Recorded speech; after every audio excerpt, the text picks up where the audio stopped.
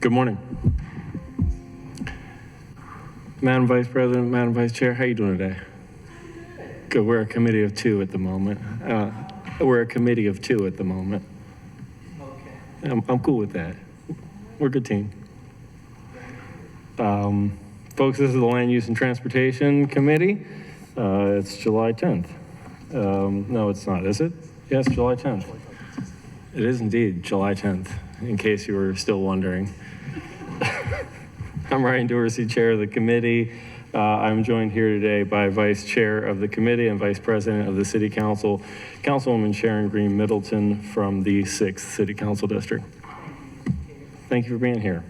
We also have our staff member, Tony Leva from the Office of Council Services, and various other folks. We have a team of representatives here from the Department of Transportation and from Baltimore Gas and Electric's Government Relations and Outdoor Lighting Team, Street Lighting Division. We are doing a follow-up here today on hearings that we had in February and April, respectively, on the subjects of parking enforcement and street lighting. We've done some follow-up in emails and in in-person meetings and other conversations, and the committee is aware of both progress and some hang-ups. And we just want to keep tabs on where things are and where they're going and what it's going to take and how long it's going to take to get there. We don't have a presentation or anything today, though we do have a partial presentation that I want to get to from DOT at a point about updates that are forthcoming with respect to the parking enforcement service request in the 311 system, as well as the way that parking enforcement staff are going to be dispatched and go through their workflow with other technological improvements through the Salesforce Worker app that they rely on.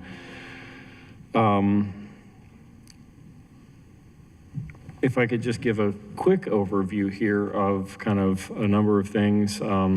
First, I'm going to take one more pause here and say, Director Macbeth, how you doing today?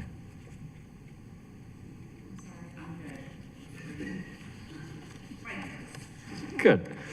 We all good. That's cool. We are joined now by Councilman Parker from the 1st District. He's choosing his seat. He's going to choose his seat wisely.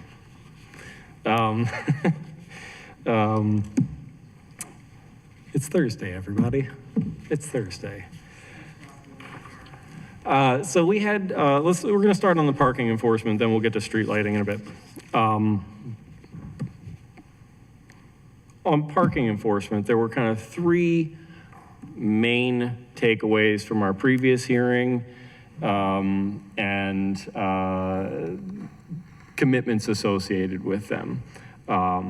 Back in February, we had commitments that within 4 to 6 weeks, we would have kind of 3 things going. One would be the deployment of a 24-hour parking enforcement, like a new shift schedule for how parking enforcement was running.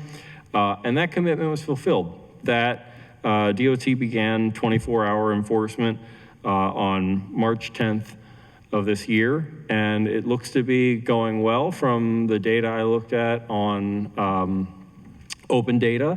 I'm going to ask you just for any general comments about that in a minute. Then we had a commitment on the development of the single unified parking enforcement service request type in the 311 system and the implementation of the new kind of mode of operation for staff with the Salesforce Worker app that I mentioned a minute ago. We're going to have a presentation on. We're not there yet on that, but we have a timeline We understand that DOT is committed to a new timeline for that that we're going to talk about.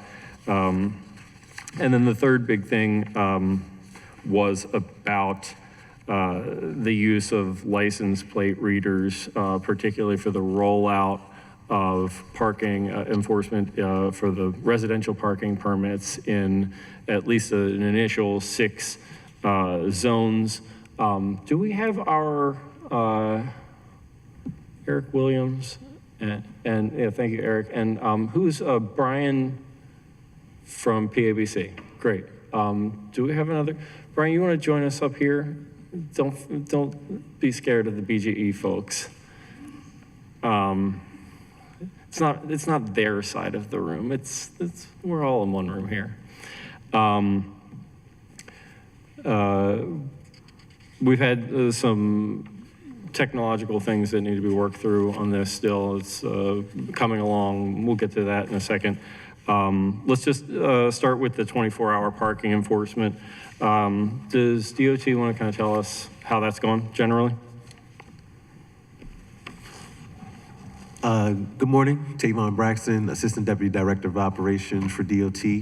I think by and large, the 24-hour operation is going well. We're definitely able to, pursue some of the more prominent violations that occur overnight, as a result. It's been somewhat of a challenging dynamic with the traffic management and the parking enforcement, but I think despite that, we've still been able to pursue a lot of violations and that result in tickets. It's good to note that the level of effort is not necessarily reflected in the number of citations, but we are definitely closing a lot of service requests. We had an increase in the number of parking enforcement personnel. It was a substantial increase a few months ago. How many was that? We had like 20 new people come on for parking enforcement? Yeah, thereabouts. I think we're at close to like 97 enforcement officers right now. When did we onboard those new folks? I'm sorry? When did we onboard that new? I want to say April, thereabouts, I think. And then, I won't say continuously, but we are doing hiring, and we did a hiring wave, and we had about 12 people come on. Some of the challenges happen when the background checks are going on, and then we might end up with like close to like 2 out of 10 or maybe less. So it ebbs and flows in that particular sense when the new people are hired and then having to get through those sections of. The committee had previous questions about whether the deployment of the new shift schedule was going to increase the total number of enforcement tickets, whatever, taken, or whether it was going to draw away from certain times and just redistribute it or whatever.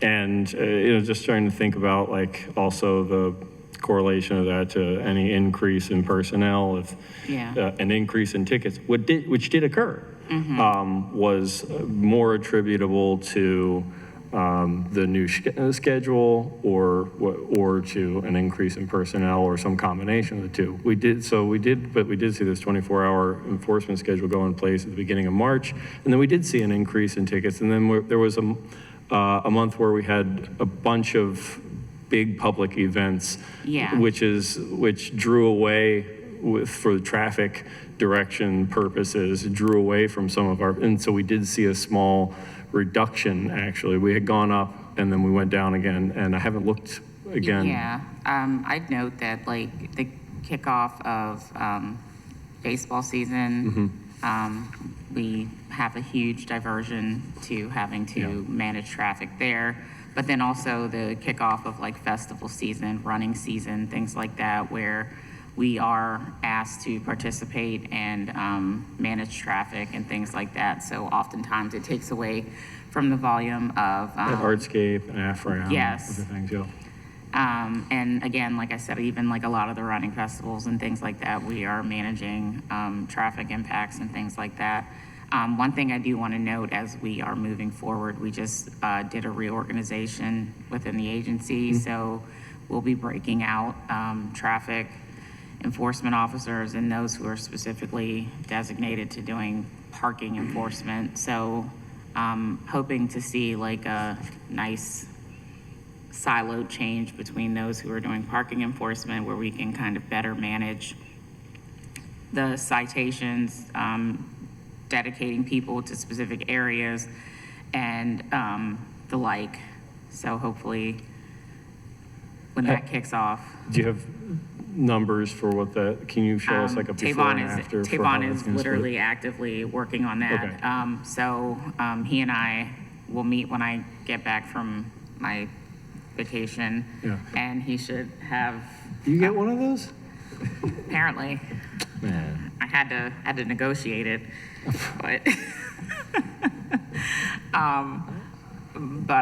so he and I have plans to meet when I get back. So he's gonna kind of try to decipher existing numbers based on where we're heavily needed for traffic enforcement operations, and then where we can have people consistently working on parking citations. All right, cool. When do you think you might be able to share some of that information?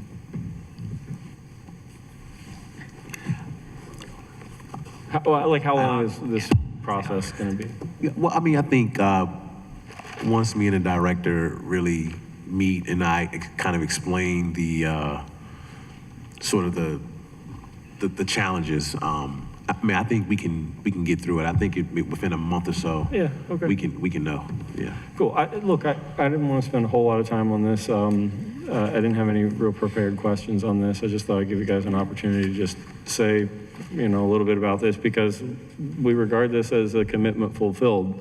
You said that you were going to have the 24-hour enforcement schedule enacted within 4 or 6 weeks of that hearing we did back in February, and you had it in place, and that's great. But I do want to go to committee members for any questions on this topic before we move on. Thank you, Yeah, Mr. Chair.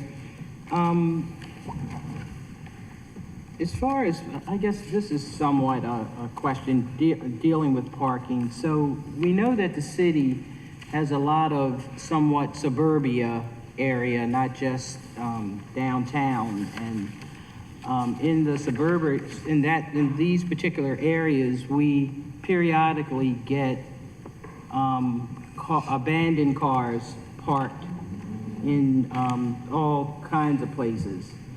And sometimes the process in getting that car removed really takes a strategy that I guess the council person really has to be involved with. Have you come up with any updated plan on really how to deal with that? And it has to really be connected with other agencies, but I know I have a problem with these abandoned cars being parked in parking spaces along the small business areas and just different places like that.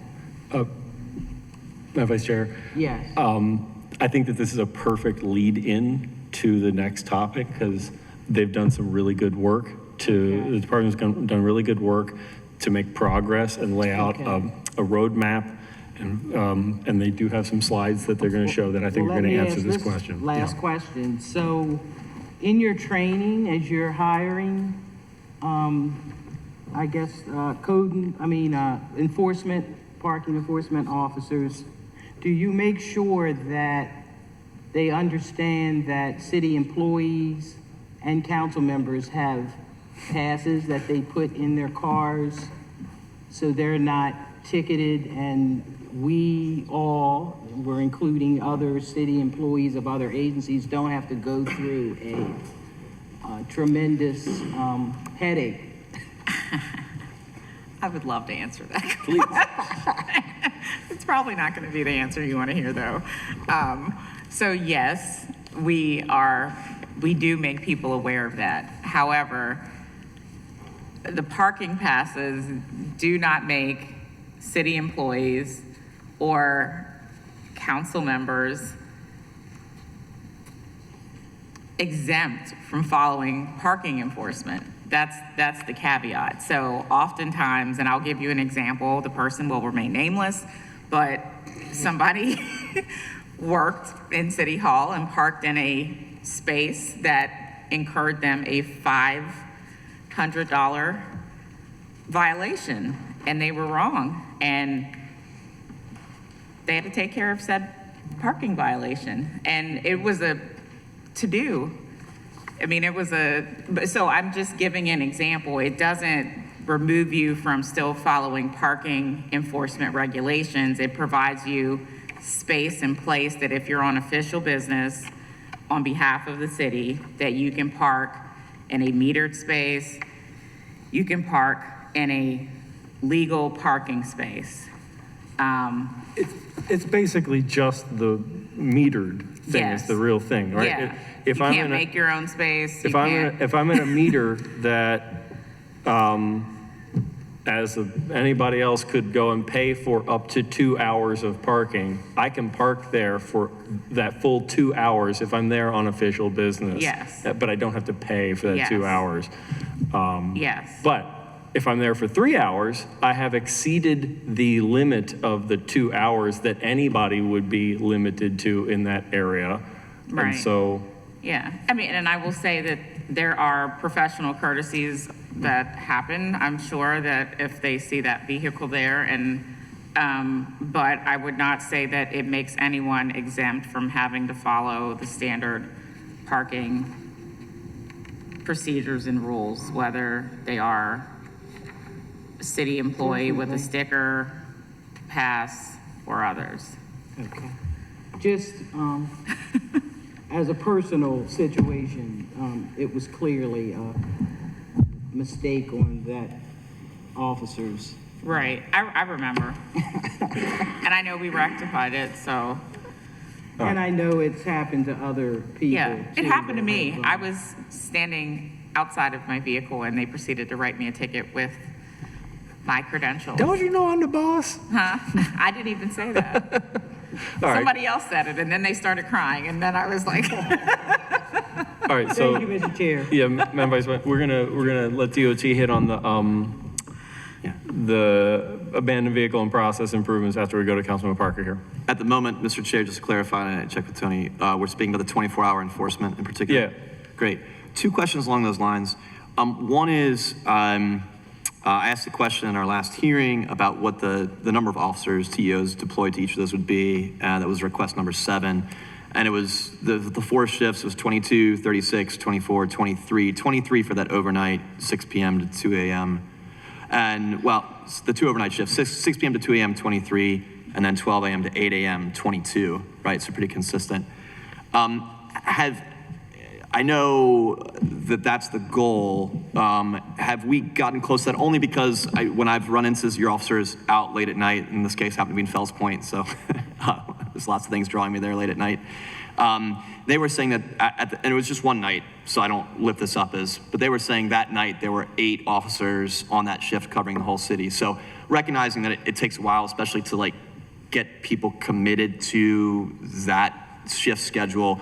Have we achieved these numbers, 22, 36, 24, 23, or are we still working towards it? What's our actual deployment in that first shift, 12 a.m. to 8 a.m. been like over the last few months since implementation?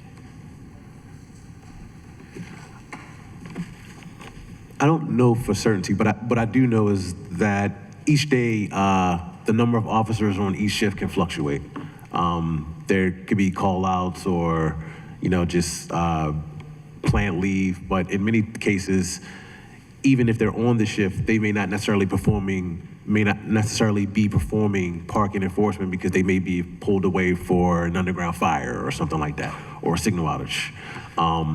So, I mean, I can get you some numbers about the attendance for each shift, for the past, few months or so. But it is a daily assessment where some of the purpose of the overlapping shift is that so that when we do have a shortage in a shift, we have the opportunity to keep other staff on board from prior shifts. So again, the number of attendees for each shift could fluctuate, but we have record of how many officers are working each shift each day. That'd be great to see. So I'll make it an official request. Essentially, these shift numbers that we're following up on request 7 from before, following up now to say whatever time, let's say the last 3 months, if that works. The last 3 months. April, May, and June. Thank you, Mr. Chair. Just what attendance was, recognize, and not to differentiate between if people got pulled away to X, Y, or Z, but just how many folks were on duty that shift, realizing you all need flexibility. My second question is this, Mr. Chair. Request number 2 ahead of today's meeting says, to preliminary understand recent changes, the intra-isolating month-over-month changes since the new shift schedules, the committee opened Baltimore data and isolated late night hours, 1 a.m. to 7 a.m. I guess, I know you said you looked into that, but I guess I don't see those numbers reflected here in terms of, I see a bunch of things in terms of like how, like the answers here had to do with how long it took to respond to SRs. That was number 1, and number 2 was proactive versus reactive. So I would be curious to see the data, whether that comes from you, Mr. Chair, from your own look. What sheet are you looking at? This is the response from DOT dated June 19th in preparation for our hearing today. Request number 2 was about overnight 24-hour parking enforcement. Yep.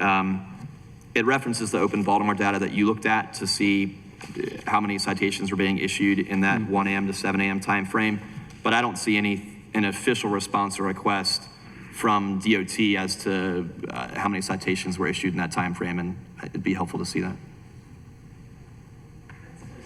That is the response. It's helping expired tags, so that's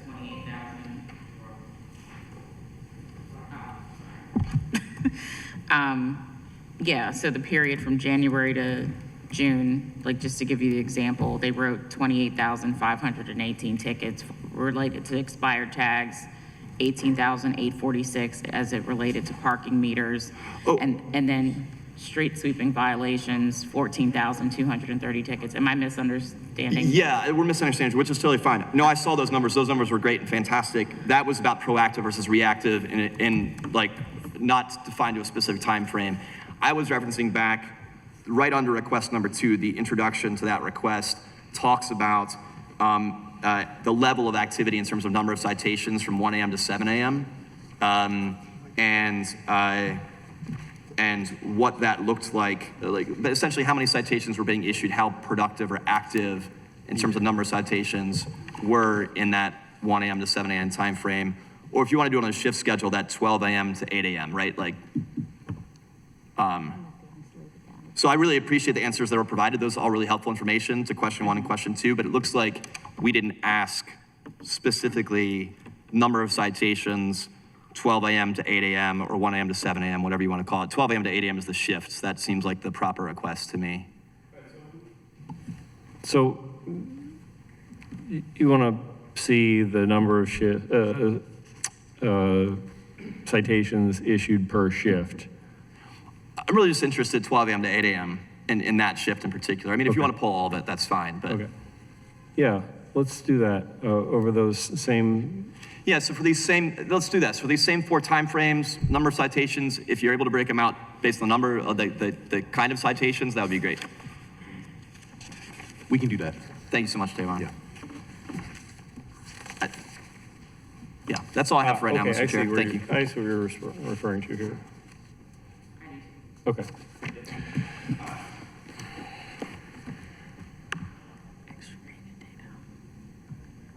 Okay.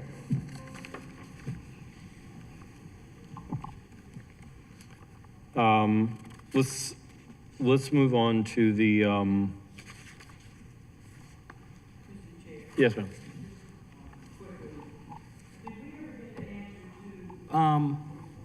Whether a decision was going to be made to work to get citations mailed instead of put on cars?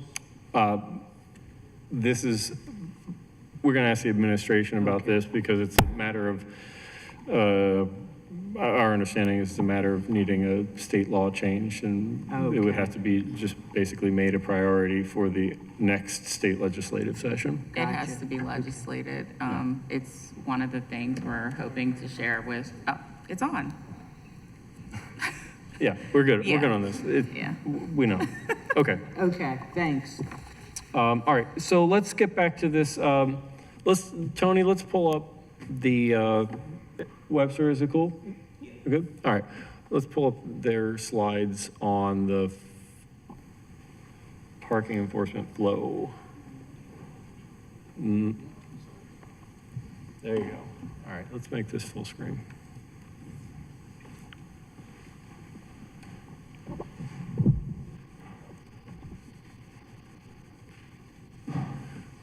Cool. So DOT's put in a lot of work, also with the Mayor's Office of Performance Innovation. They showed us these slides when we met a couple of weeks ago, essentially showing a new flow that will be implemented with updates to how the service request is designed, and that this will be reflected in the operations the staff will work under. There are going to be some things that are going to be implemented in several stages here. First, facing externally and what the user experience will be using 311, and then there'll be some updates that are contingent on a couple of factors that in some cases are out of the city's control. I'm going to let Webster go on to talk about this. Webster, tell us who you are. What are you going to tell us about?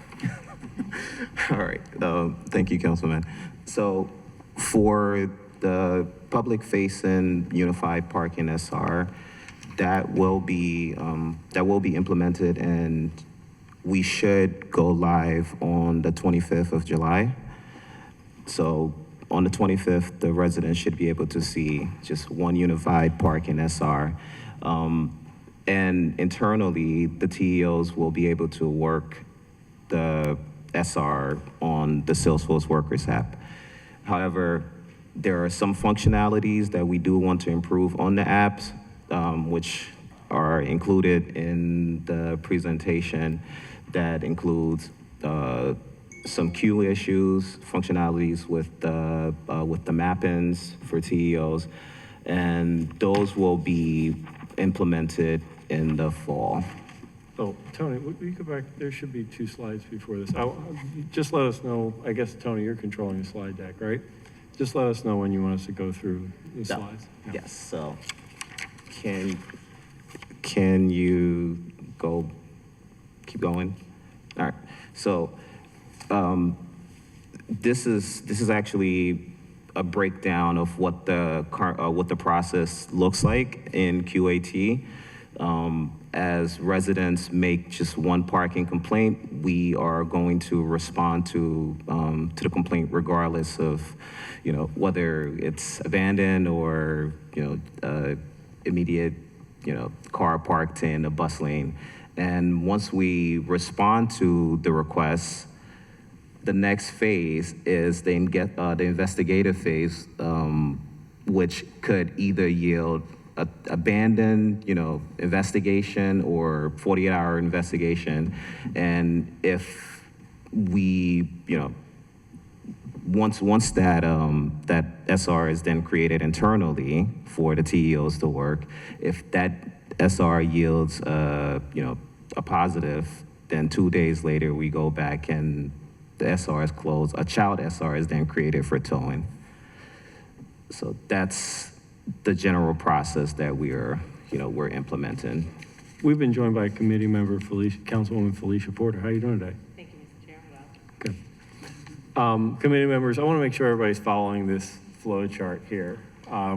This to me is so special because it's so dramatic a change in the workflow of parking enforcement, because it just recognizes there are processes that are 1 step, there are processes that are 2 steps, there are processes that are 3 steps, there are processes that are 4 steps, and that they can and should and will all originate with just one type of complaint. You don't have to make a different type of complaint using a different service request category dependent on which kind of enforcement process the department will have to take. It puts the process in the hands of the people who have to undertake the process and just puts the initiation of the process in the hands of the public. So instead of having one separate parking complaint service request type, separate from an abandoned vehicle service request type, abandonment will be a type of category and a type of process undertaken within the parking complaint service request type. Yes, ma'am. I have a question on that. I was following as I was coming in. So normally, the city council's office track these types of complaints within office. How are we to distinguish with this new kind of general code? How are we to distinguish when we connect with you all as an agency, where and how to target? Do you understand my question?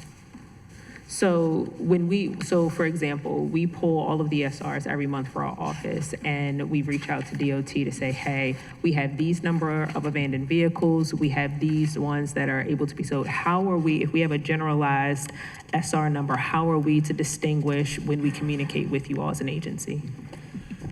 This is all covered in the presentation, isn't it? Yeah, well, the reporting part is separate. Internally, the process is going to be that all requests are responded to immediately, and all requests have the one parking complaint SR number. Now, if you're looking for more granular reporting on abandoned, we will be able to provide that to you, because we can always parse the description of the individual request if it is abandoned. So we would have to reach out to you all to get that granular level information? It will be on Open Baltimore, so.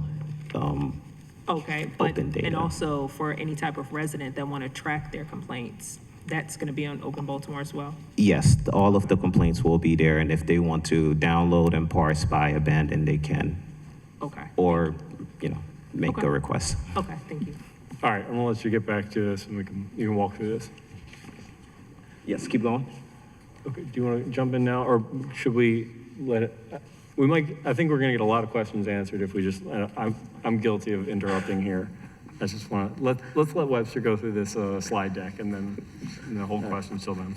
All right, can you go to the next one? All right, so actually go back one. There you go. All right, so I think we're going to go through kind of like the breakdown of what this looks like on a, let's say like a service to service basis. Can you go one? All right, so in this scenario, let's say it's a parking complaint. There's a car that is parked in a bike lane. The TEOs, receive the request and immediately responds to the request, and we do see a car parked in a bike lane.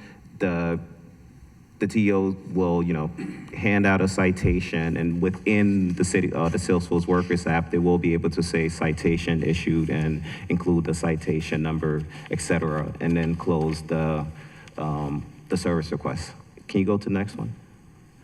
All right, so this scenario is if the car is parked in a bike lane and they do issue the citation and it is an immediate tow, the TTR request is then created in the Salesforce Workers app, and the car is then towed and the request is closed. Next one.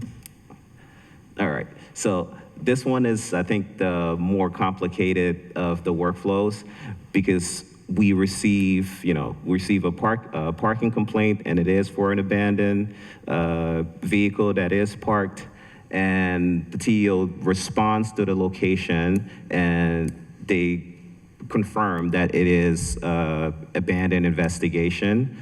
The request is then transferred to an abandoned TRS internal workflow in the app, and the request is investigated as an abandoned.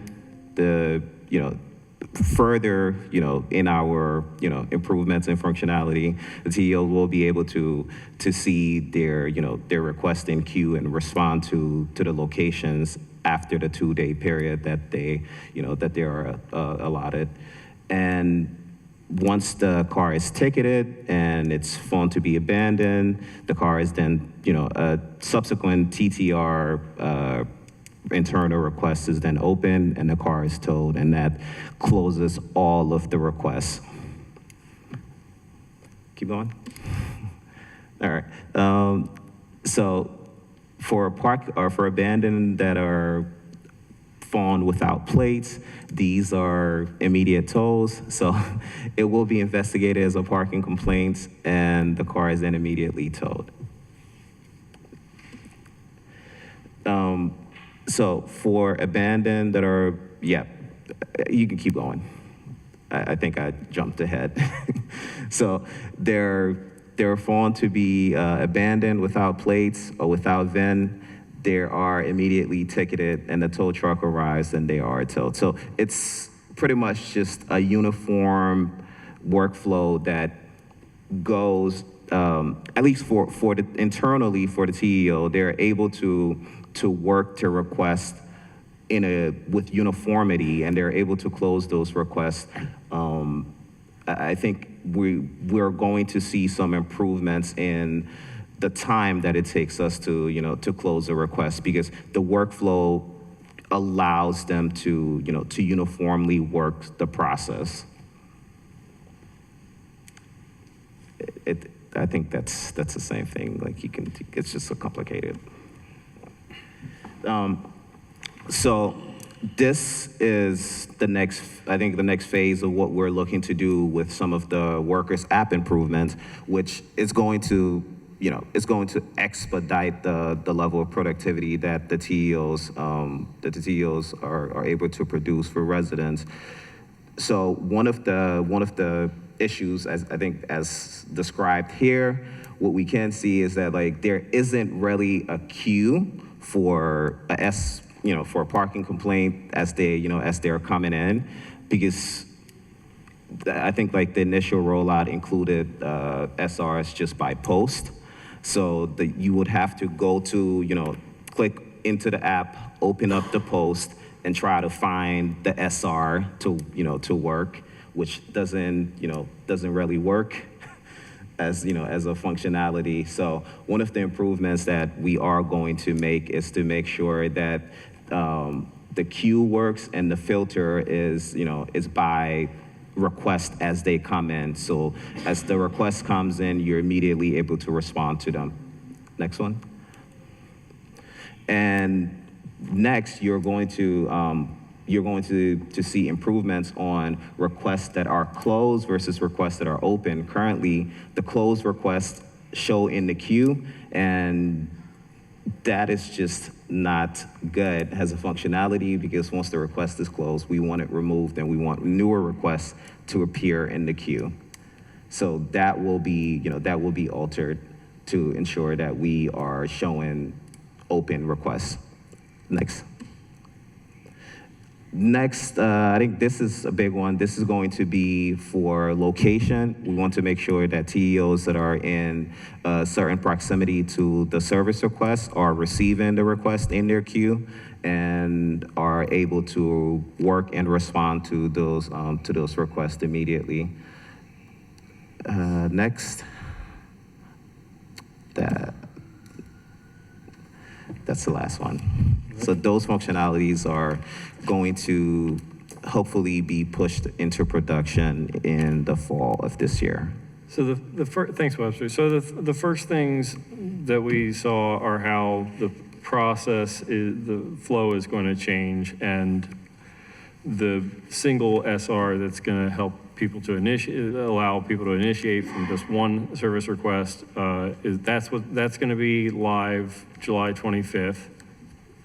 Yes. And then these other things, the second part of the presentation here is really about what the DOT staff are going to see in their app as they perform their work. And from our kind of meeting before this, what we were seeing is Tony pull that up for just one more second here. Let's go back 3 slides, 2 slides. That one, yeah. So like up here in the top right corner, where you see this top right yellow arrow, the workers in their app don't presently have a filter thing. The department has, this is, not internally developed. This is a product that the city relies on to deploy its workforce. And the city Department of Transportation has had to go back to the maker of this software and say, why isn't there a filter button here? We'd like to be able to filter between open and closed service request types. Can you add a filter button to your app for us? And so that's one of a number of things that the city is having to ask the software provider to change. And then there are and that's gonna happen, those things are that's not gonna be ready by July 25th, that's gonna take a little longer? Yeah, so those are going to be a little longer, but they should happen in the fall. In the this fall. year. And then there's some other things that, rather than changing just at our request for us, the software manufacturer is gonna change globally for their app. So it'll be a general update to their app for any customer user of that app. And that's gonna take even possibly a little bit longer, but still in the fall sometime, they say? Yeah, hopefully sometime in the fall of this year. Right. All right. So the user experience on the front end with the single SR is going to be improved come July 25th.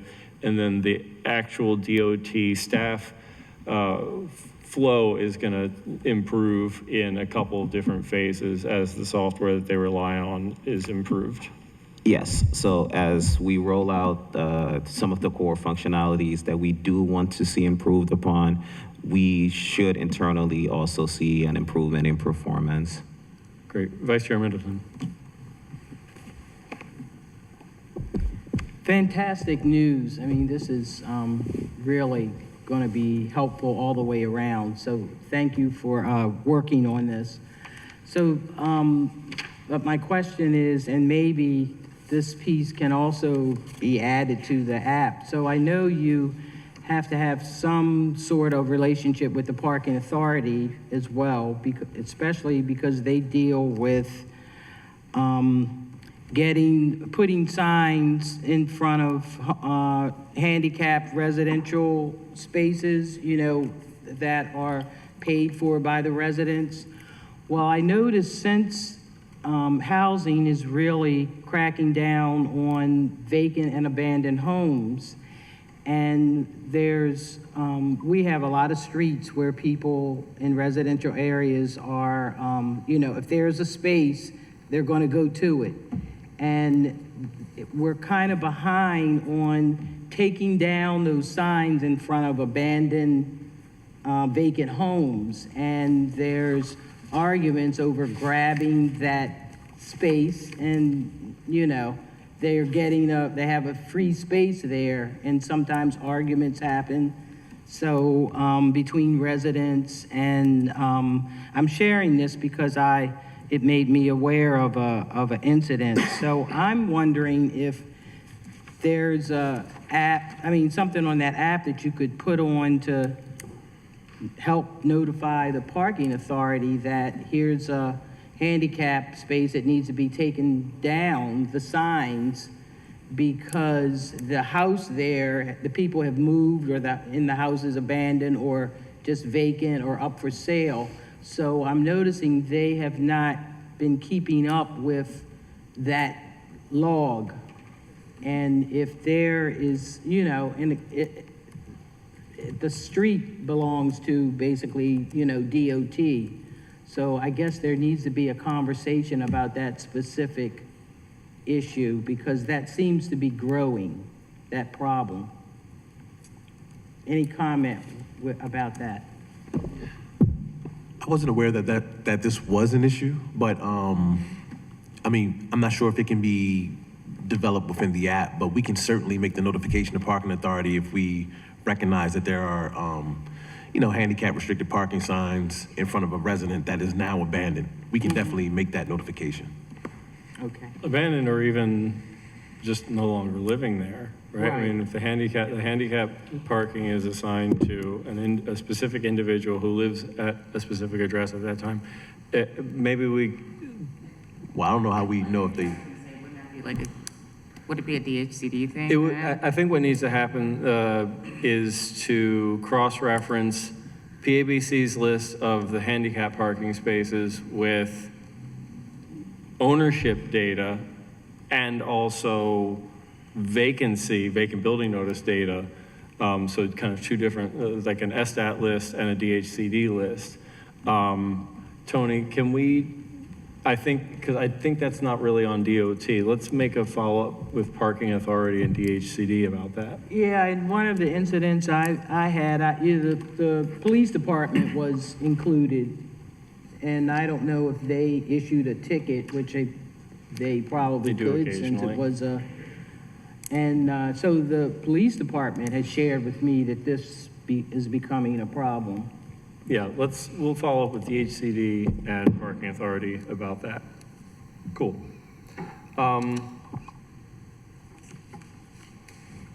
Just so we're all clear, when we talk about the rollout of the unified service request on July 25th, the abandoned vehicle SR will be deleted at that time.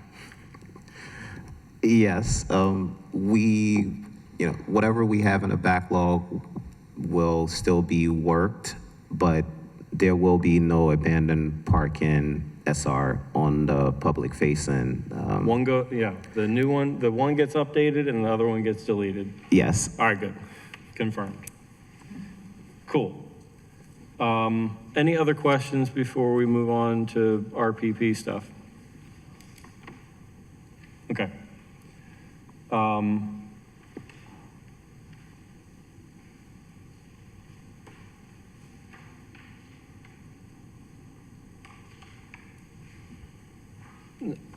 I do have a couple other questions, actually, real quick.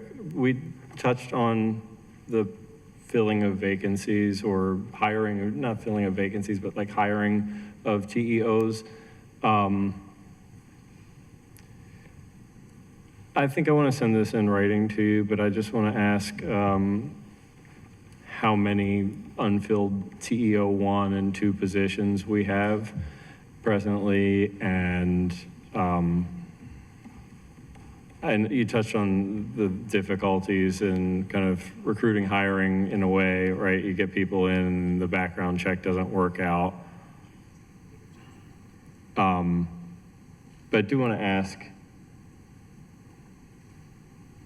do we have the positions necessary? Like, are we on target to be able to fill positions and have a staffing level that's sufficient to like really fully meet the parking enforcement needs that we have? I don't know where we currently stand with the vacancies, but we can get you that information from our HR team.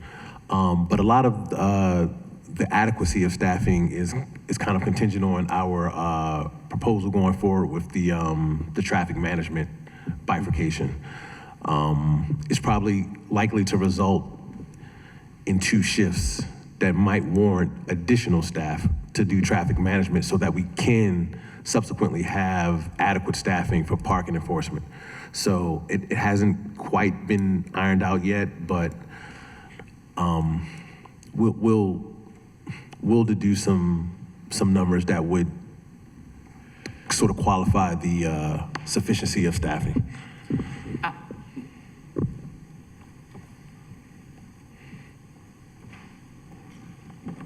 Yes, go ahead. Oh. I just want to speak on a kind of realistic term. We're understaffed, like point blank, period. Grossly understaffed, like based on the requests of what we're asked to do with TOs versus what we need to do with parking enforcement to site. It's one or the other. It's not both and. It's not traffic management and parking enforcement. Yes, we can have them both happening at the volume they need to be happening to maintain the numbers of citations that could be written. It's not going to happen. Like, and I mean, we can do it, but it's at a cost, right? You're gonna take away from traffic enforcement. We have areas where there are significant requests that come in from particular areas in the city. That we are having to be more amenable to move traffic enforcement there because of volumes of traffic or even perceived volumes of traffic. We have special events that are happening. We have sporting events, you know, and so we need to take a deeper look also about perhaps monetizing some of the events that we support. So these are things that we are internally also talking about, the potential of being able to monetize how we are assisting external private entities.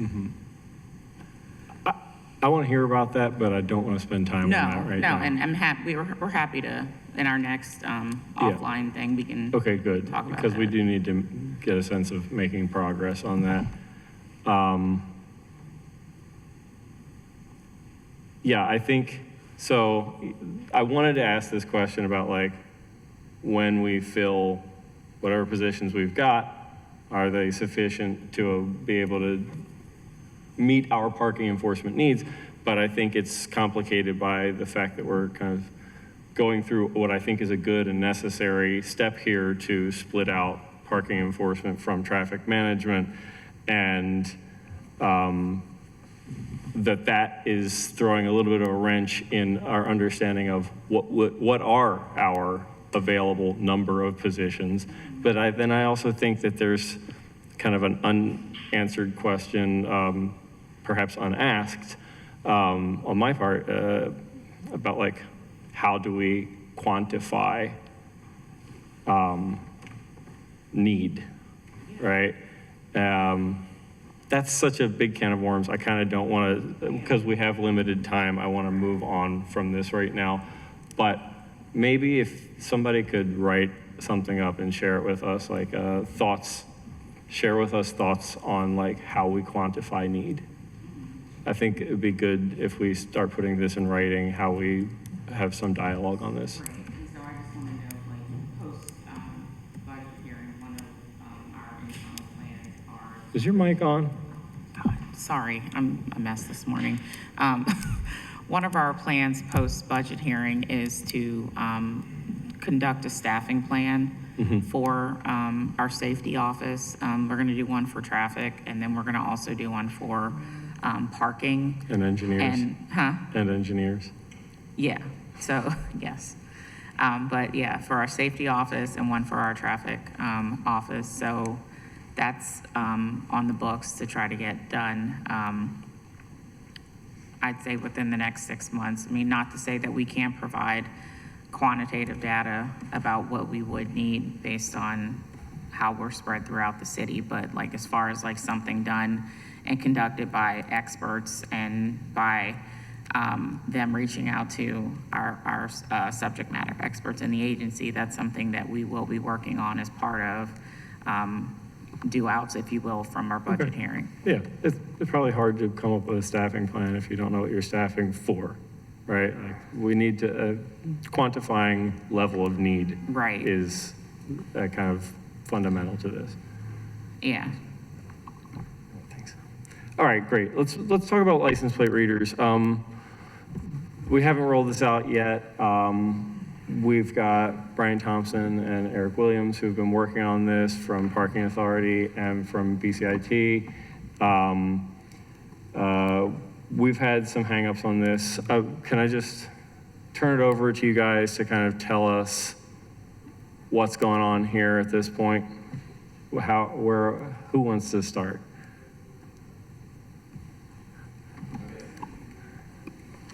Can you hear me? Yeah. All right. Tell us who you are. My name is Brian Thompson. I'm the division manager of on-street parking at the Parking Authority of Baltimore City. So where we are now, We're at about the third round of testing, so this is an iterative process. We've had some challenges with the vendors. We've also had some issues with the GIS and things of that nature. But leading up to this point, we are here now. The GIS issues have been resolved with help of Mr. Eric Williams, and we have the GPS issues are resolved with the help of Mr. Eric Williams. So we're just looking to test again. So again, we'll continue this iterative process with the help of Mr. Braxton and his staff. And the PABC part of this is basically that you guys own the list of the data that the hardware and software needs to be able to sort through or search through in order for a license plate reader to know which license plates it is looking for or in violation at any given time in any given place, right? That's correct. Right, and so the GPS issue, is this like a geofencing issue? It's about understanding, it's about the license plate reader software being able, and the hardware being able to track where it is and identify which specific RPP zone the vehicle is in at any given time, and therefore which list of permitted vehicles it should be searching through in that specific geographic area, of which there are 48 in the city, right? There are 48 of those in the city, but there are about 6 virtual permit Yep. parking areas. Yeah. So those are the areas that we're focusing on. And is the geofencing all set? Is the, go ahead, Eric. Good morning, Eric Williams with BCIT, the agency IT portfolio manager for DOT. At this point, we believe, yes, that all of the GIS and geofencing issues have been resolved. This was a component of the configuration that hadn't been used in the past. Obviously, LPRs were used for scoff law only, not for this, and booting, and not for this type of operation. So all the zones, all of that configuration was completely new and has taken place in the last 4 months. But In terms of available hardware and staff and operations, I appreciate you mentioning the scofflaw use. Is this like these same vehicles potentially scanning for scofflaw and RPP simultaneously?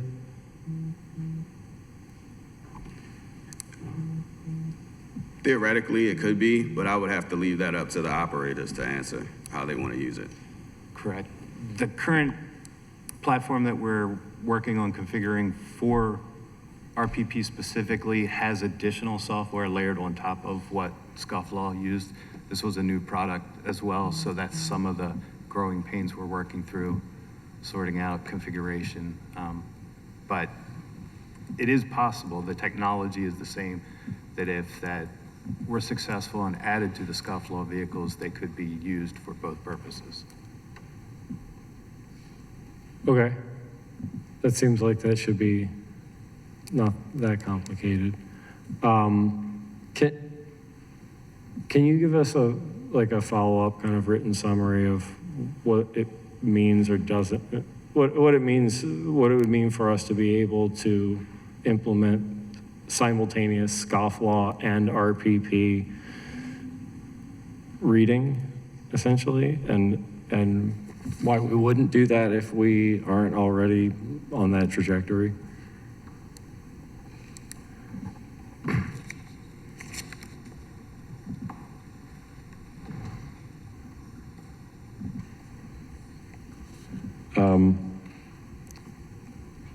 What's the timeline for getting the RPP LPR operationalized? What's our launch date now? So back in February, it was going to be 4 to 6 weeks. That would have been middle, late March. What's our timeline now?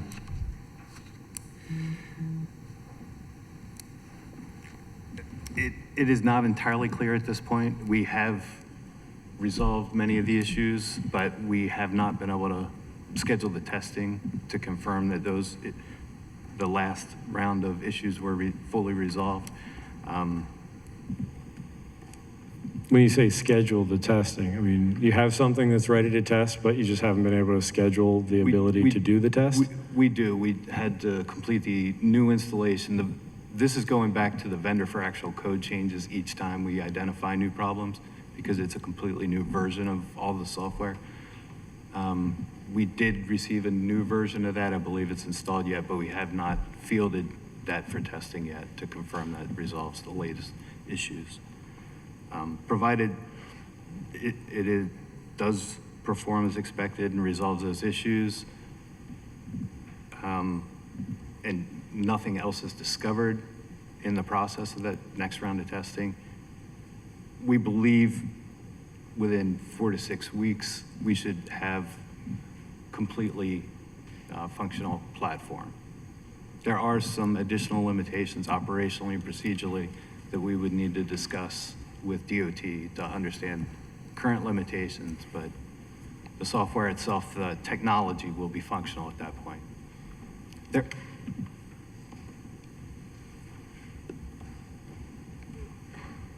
Question? I'll wait until it keeps going. You good? I just feel like I'm not getting a very clear answer about like when we're gonna see LPRs actually in operation. So, Councilman, how about I follow up after this with the team, and then we can get you a more clear answer, say by Friday, tomorrow.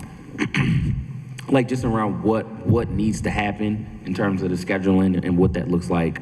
I also didn't really understand, so I want to understand it a little bit better as well. All right, let me ask a couple other questions. Yeah, Eric. if I could just add one more thing. Once we have the technology fully functional, because we have encountered these issues that have stopped the testing essentially, once we get to that state, we still will need to evaluate the data that's produced to ensure that we have an acceptable level of accuracy with the team. There are some operational things that that are also part of that, just the manual workflow processes. It's not just a plug and play system they can get in, drive, and expect 100% accuracy. There are human-related processes that can influence that, the speed, the way things are handled. So that decision, those determinations would need to come from DOT rather.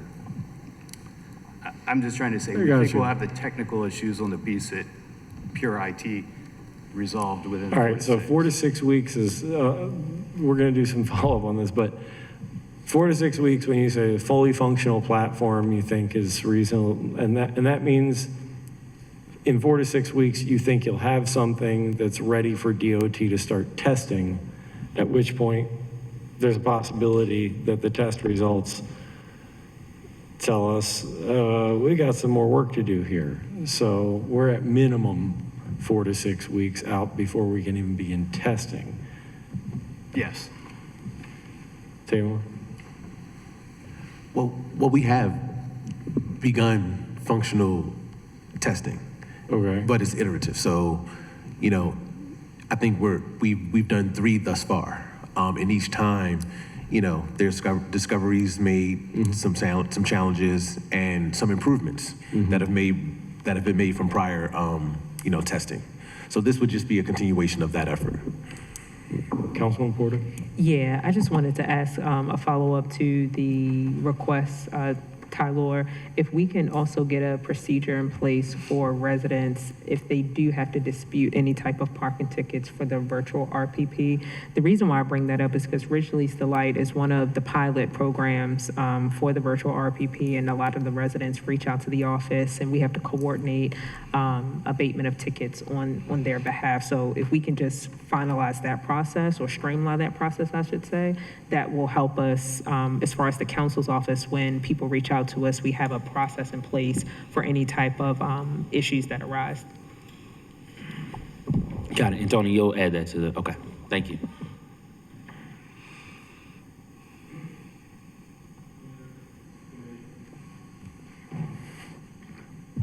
All right. I'm not thrilled with where this stands.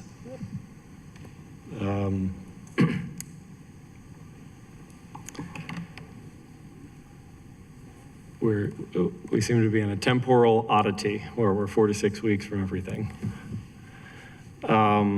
Okay, well, I'll just ask one last straightforward question that's related to this, and then we're kind of in a position where we just have to kind of see what can be drummed up next, because it doesn't sound like we're going to get more than 4 to 6 weeks from now, we'll be able to test something and see where we are then. Not thrilling. Last thing I'll just ask is to come back to the Vice Chair's question. Is it going to be made a priority to get state legislative action taken to be able to issue mailed citations? Yeah, so we're in the process right now of working with all of the agencies to determine what bills they think we should introduce, right? And then we take that and we meet and we determine what becomes the package that the city will push for the session. So what I can say is we will have a conversation with DOT about what that could look like, and then we'll go from there. Okay. This was brought up last session, and I thought it was going to happen we thought it was going to be pushed as like a priority last session earlier this year, but we're still not there yet. And it's always weird to me if we have a priority one session and then we don't maintain it as a priority the next session. We know it's something that needs to happen, so.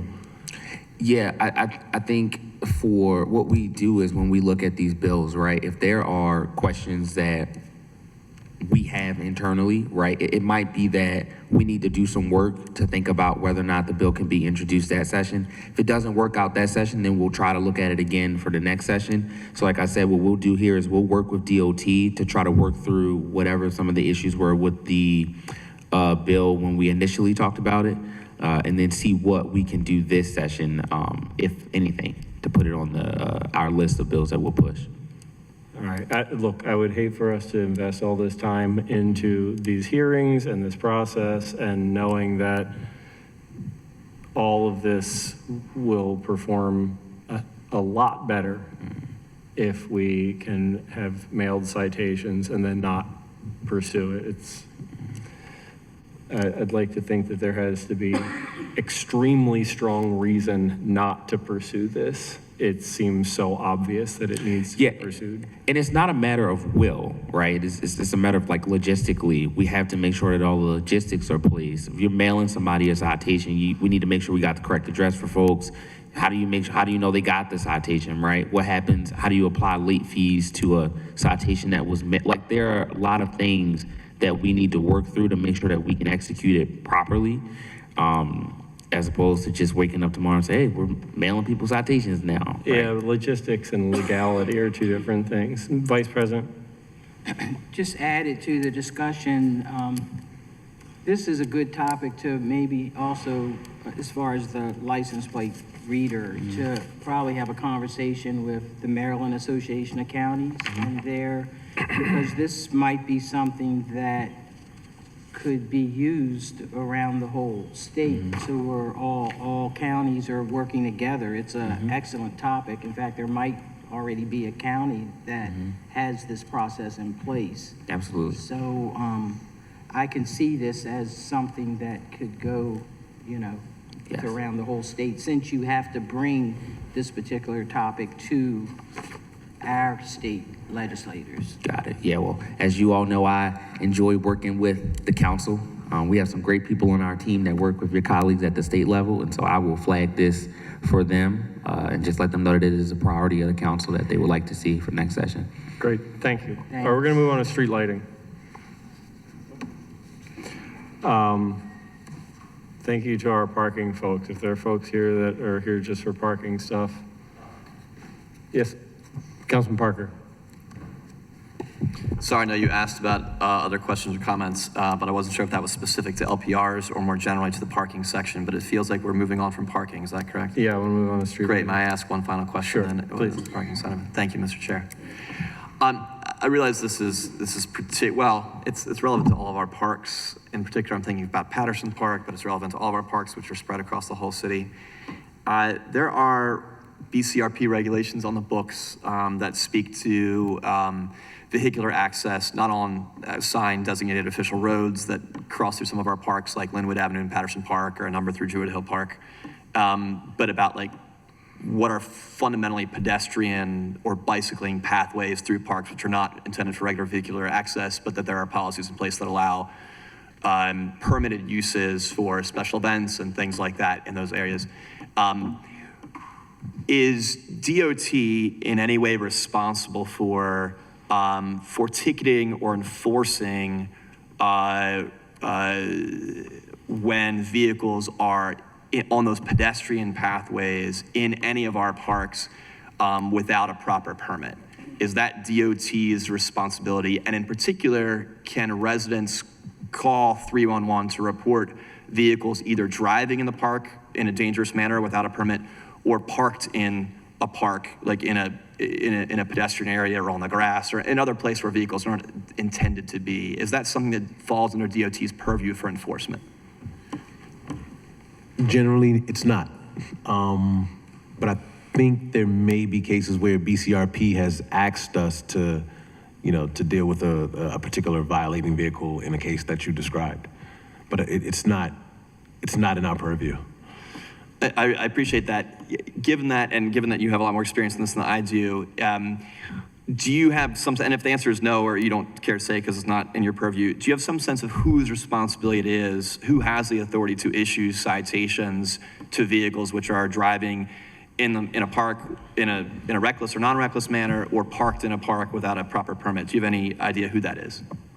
So, Councilman, if I may, what I would add is if somebody witnesses a vehicle driving through a city park erratically, that you call 911, right? I'm not sure that's a 311 situation where we want a traffic officer to go out there, right? We want the police to address what's happening there. As it pertains to the parking violations within the park, that's a good point that we can look into in the mayor's office with DOT and Rec and Parks, because how would the traffic enforcement officer know that whether or not the person is permitted to be in the park? Sure. So Rec and Parks issues permits, which Right. can be displayed, are supposed to be displayed by vehicles. So they give them vehicle permits? Okay, Exactly. got it. So Rec and Parks issues vehicle permits, and so those they're supposed to be displayed. If they're not displayed, they could be asked to be produced by, whether it's a BPD officer or a Rec and Parks person or a TEO in that case. I'm not saying it ought to be a DOT's responsibility. I'm asking the question. Reckless driving, I completely agree. Yeah. Tyler is obviously a dangerous situation, calls for BPD response. But oftentimes there's non-reckless driving that's still in violation. It's cars driving carefully in places where that are supposed to be intended for solely for pedestrian or cycling or active recreation use. And so while you all were here today, I wanted to ask the question specifically, but Tyler, I think what I'll do is I'll follow up with you to tease out the nuances of what enforcement can or ought to look like here, because I know it touches on a few different agencies, and that's always where it gets complicated, right? Yeah, absolutely. That's something that you can flag with me, and we can work with the city administrator's office on. I really appreciate it. Thank you so much. Thank you, Tyler. Thank you, Mr. Chair. Great, thank you. All right, street lighting. We're gonna open a whole other can of worms here. Anybody who's here just for parking related stuff, feel free to not have to stick around, unless your boss told you you have to. I'm not the boss of anybody. Okay. BG, how you doing? Thanks for waiting patiently. Our pleasure. Thanks for being here.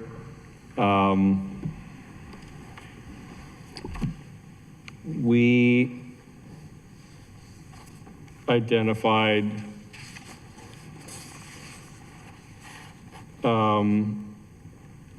some concerns about internal DOT process. We identified some concerns about the relationship between DOT and BGE and the way things work. We had some sort of commitments, but also just kind of like we're making progress on some things.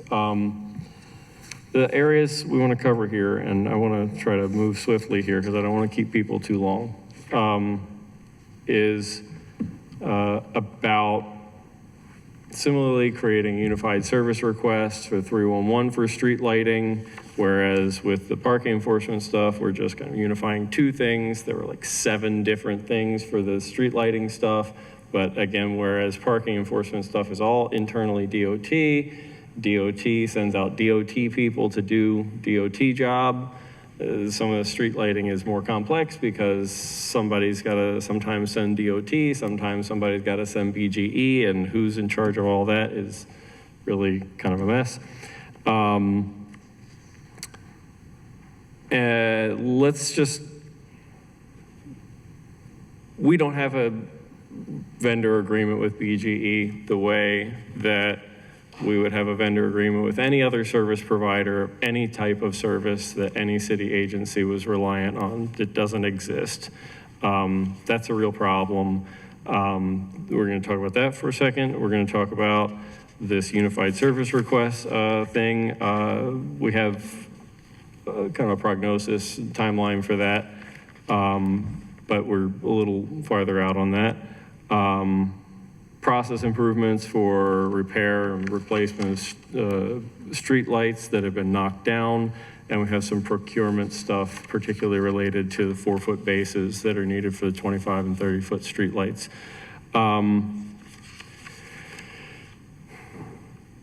Let's start with I want to go kind of out of order from how our memo lays this out, if that's okay. Because I think that the agreement between BGE and the city is kind of a challenging one. I want to get some of this other stuff out of the way. The 311 service request category. What's our timeline for having a single, simplified, unified service request for street lighting? And what's it contingent on? All right, good morning, everyone. So the current timeline, we're estimating at 6 to 9 months. And it's contingent on us essentially getting a good count of all of our asset inventory and ensuring that our assets are relaying in 311 at the right location when residents are inputting the requests. So it's a multitude of factors that is DOT and BG&E dependent, but ideally we would want a unified system that has all of the assets, streetlight assets throughout the city, and we want to make sure that is geocoded within 311, and also when residents are inputting requests for specific locations, that it's being relayed to the specific ownership group. For deployment of the appropriate person to perform the Yes. repair. 6 to 9 months, so part of this is also, there's a lot of information gathering to be done here in order to even be able to begin building the changes. Yes. In our initial analysis, we found discrepancies between what BG&E is accounting for throughout the city versus what Cyclomedia is accounting for, and we have to figure out a way to understand where the discrepancies are, and also potentially work a solution that includes all of the asset types and all of the location of said assets. Anything from the committee at this point? No. BGE, you guys have shared a bunch of asset location data with us. Thank you. We have assets that are owned by city, but maintained by BGE.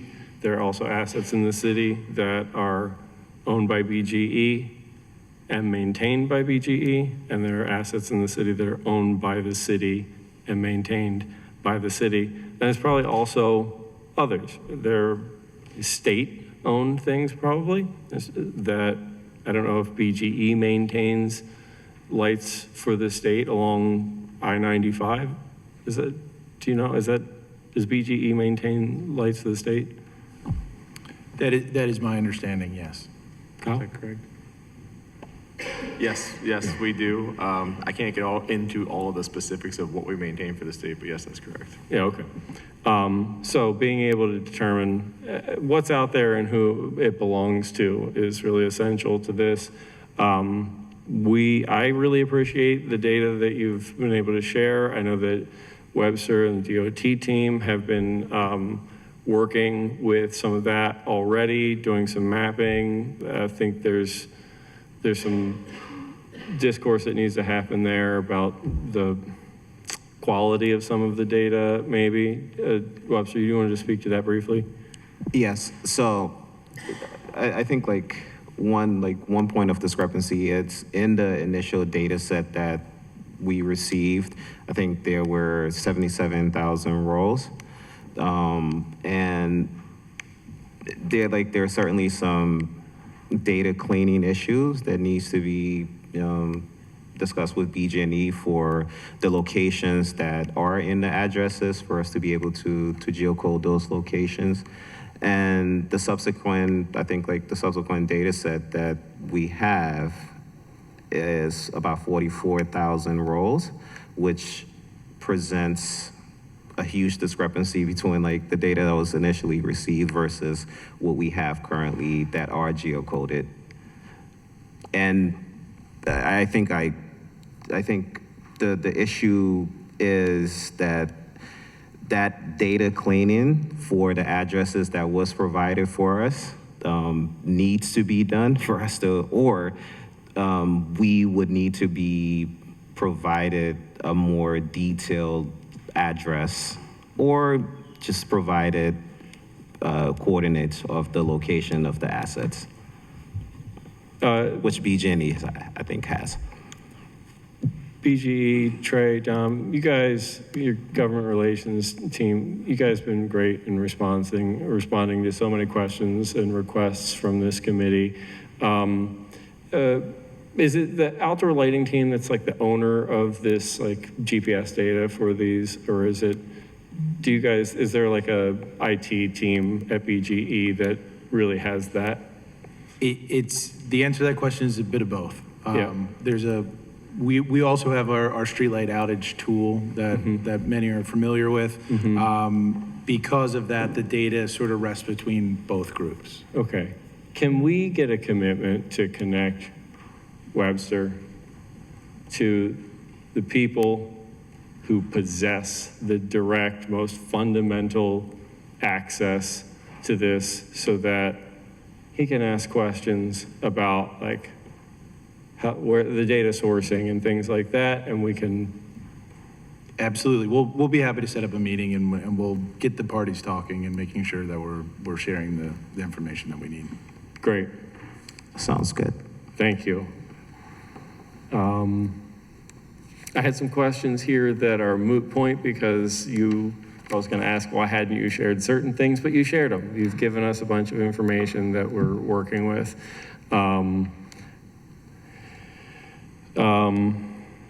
And there are questions, I think, on DOT's part about the quality and source of data. I think there's some questions here that on BGE's part, because I think the source of the data is not entirely represented here today. We're going to go to the right folks. I have faith that BGE is going to help us to answer these questions about the quality of the data, the discrepancy between 77,000 assets in one list and 44,000 in another list, and how that all maps out when somebody tries to plot these GPS coordinates on a map. I feel good about where this is going, so I don't want to belabor this much more on that specific point about anything else about light location data from the committee? Okay.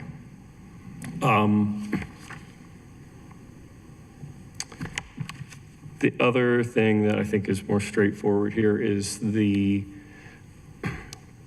sourcing of these 4-foot bases. Where's Damien? Damien's not here today. He's on vacation. He's on vacation. Man, all people getting vacations. Don't make Luther sound like he's second string, man.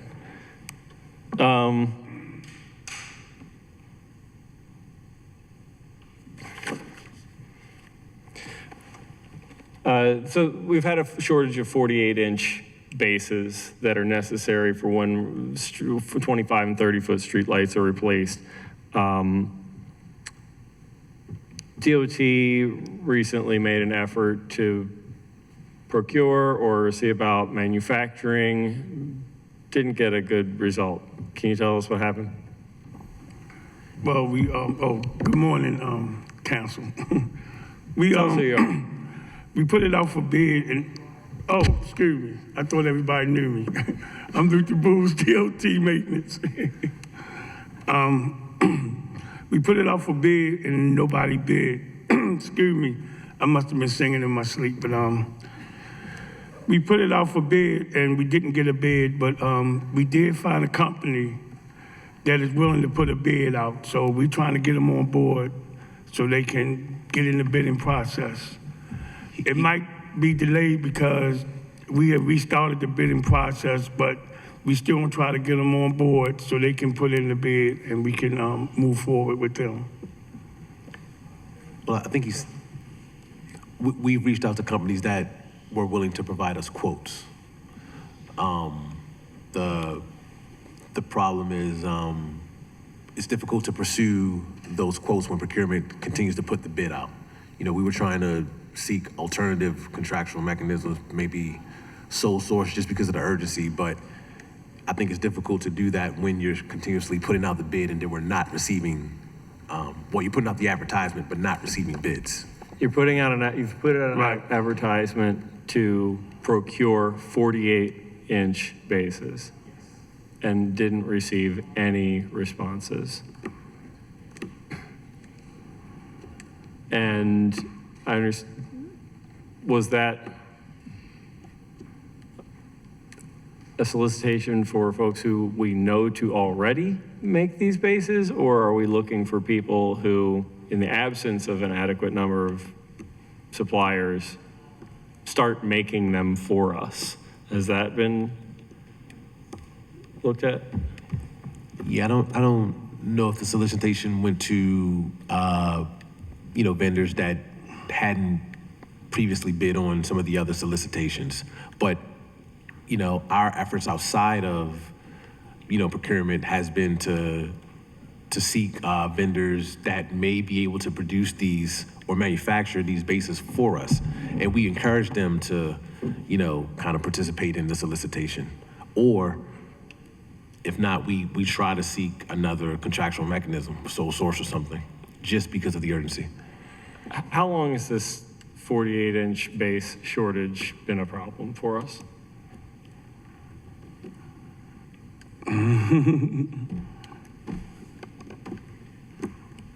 I'm hearing 5 years. It's been 5 years. I mean, that tracks with the timeline of some of the streetlights that are missing in my district and elsewhere and on various lists. What's our game plan here? We can't have this problem another 6 months or a year from now. What's our next move? Yeah, I mean, just due diligence. I mean, continue to, seek out vendors that could potentially manufacture, and hopefully they can give us a quote. If we can get the quote, then I think there's an avenue to try to procure their services.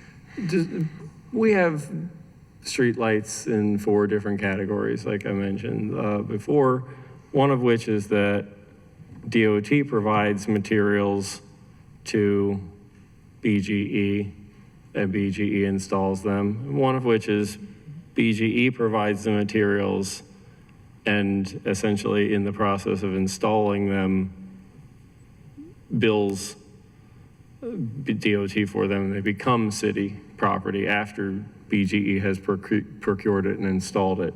Does BGE have a source for 48-inch bases? I want to say that we do. I'd have to get back to you on where we utilize the source for the material. So if you could let me follow up with you on that. Okay. Is there a cost difference? So like meaningful cost difference between the city procuring a product and giving it to BGE to install it versus BGE procuring a product and installing it and billing us for it? So that's a literal procurement question. So that would be something that we would have to talk to procurement about. Separately, if there's a significant process for sole sourcing versus going through an actual traditional procurement process, one thing I would note that might prove to be helpful is an RFI before the RFP, which is a request for interest. So that would be basically putting out information about the products we're looking for and having people come in and hear about what we're looking for product-wise. So it might draw more people in to ultimately applying or for the actual advertisement when we do put out the request for proposal. Okay, Councilwoman Porter? Are there any trade shows that we could go to kind of initiate any type of conversation surrounding these supplier issues? I imagine there are trade shows. Yeah. I would be remiss to not think that there are trade shows. So I think Yeah. that's also a great idea for something that we can look into. And I think that would be a good surrogate to get the interest to have people participate in that RFI process. Yeah, the only reason why I bring that up is because you have, other entities, I know at the state level, that go through various trade shows to spark business. I mean, we always hear of elected officials going to other countries, other states, kind of bringing business back. But we also hear of those trade shows here within the state of Maryland. So that may be an opportunity. Absolutely, that's a Thank great you. idea. Thank you. Can DOT please provide us the list of the manufacturers that it knows do manufacture 48-inch bases? And those providers or distributors that we have purchased them from in the past? And also send us records of whatever communications have been done with any of these companies in the last 2 years? Councilman, when you say communications, what do you mean? Like emails? I mean, yeah.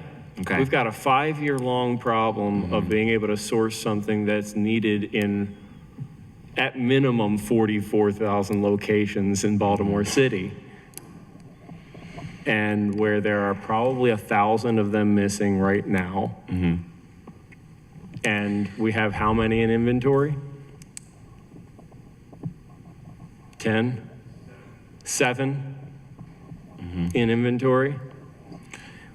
Yeah, I mean, look, so I think that the request around identifying the manufacturers, I think, can we start there? I think trying to, pulling emails, and that opens up a whole nother can of worms. We got to involve the law department. Somebody's just got to tell me and show me that we're doing everything possible. Because if we're putting a thing out to bid, it's a real hassle to get things to the Board of Estimates in the first place. Yeah. To get all the way to the Board of Estimates for a thing that we've been needing for 5 years and get no responses, I want to know that we actually reached out to these companies to say, we're putting something on our Board of Estimates agenda. Are you interested? Like, not just a general RFI that But goes I was on. going to say, but that is the RFI, that's the request for information, and oftentimes, I mean, I would say citywide, that's not something we all typically do. I know within this agency, I have not seen a lot of RFIs go out. That's something that I have been having us consider more of, just because you want to garner interest in a project or a product that you're looking for. I can't speak for the procurement office as a whole. Yeah, All right, I think, I understand what so- the councilman is asking. Hold on, Oh, excuse me. sorry. So, for example, Rec and Parks has one skate park concrete pouring specialty vendor in the vendor list. If they want to build a skate park and they only have one pre-approved vendor who can do this, then they can't, and they know that there are others out there who would competitively bid on this or have any interest in it at all, they go, okay, who are these people? And they're reaching out directly to these companies and saying, hey, we have an interest in this. We will have a project coming up. I'm Rec and Park staff, and I'm just individually reaching out to these companies to say, we are in need. Can you, here's our process for getting pre-qualified to bid on our projects. Can we please get you to go through this process for pre-qualification to bid on this? So, Mr. Chair. Yes. This is a service that the National Association of Counties and the Maryland Association of Counties offer. We are members and we pay a lot of dues, and they have staff that will help with procurement-ish things as well, and do a very good job, really, with other council members and commissioners around the country. Yeah, so I guess my ask would be if we just add that to the list of what we need to follow up on. You know, we have a new deputy mayor for operations, Khalil Zaid. This is ripe for something that he could look into in terms of the procurement piece. And to the director's point, right, we understand that we have to get creative. The RFI is one of those ways that we can tell people that, look, we have an issue or we have something that we want to look into. Please let us know what information you have around this. The direct outreach to the vendors is something that I know that Rec and Parks does do a lot.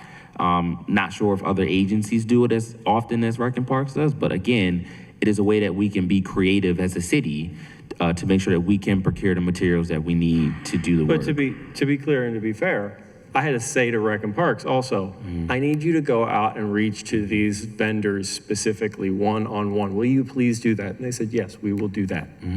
And so I want to know the DOT. First, I do want to have a list of who we know who actually makes these things.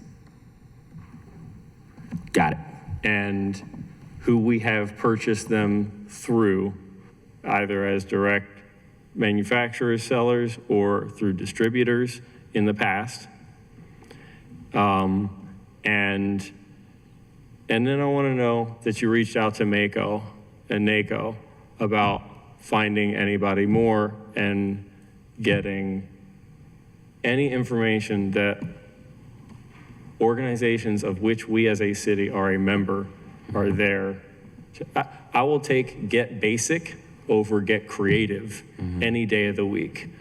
When I have a basic need to buy something, I'm going to get real basic about it. I don't think there's a creative solution that's necessary in some cases. We just haven't exercised our basic avenues to a solution. I want to know that we've got all of our basic things covered here. Can you send me that information in the next 2 weeks, please? Great.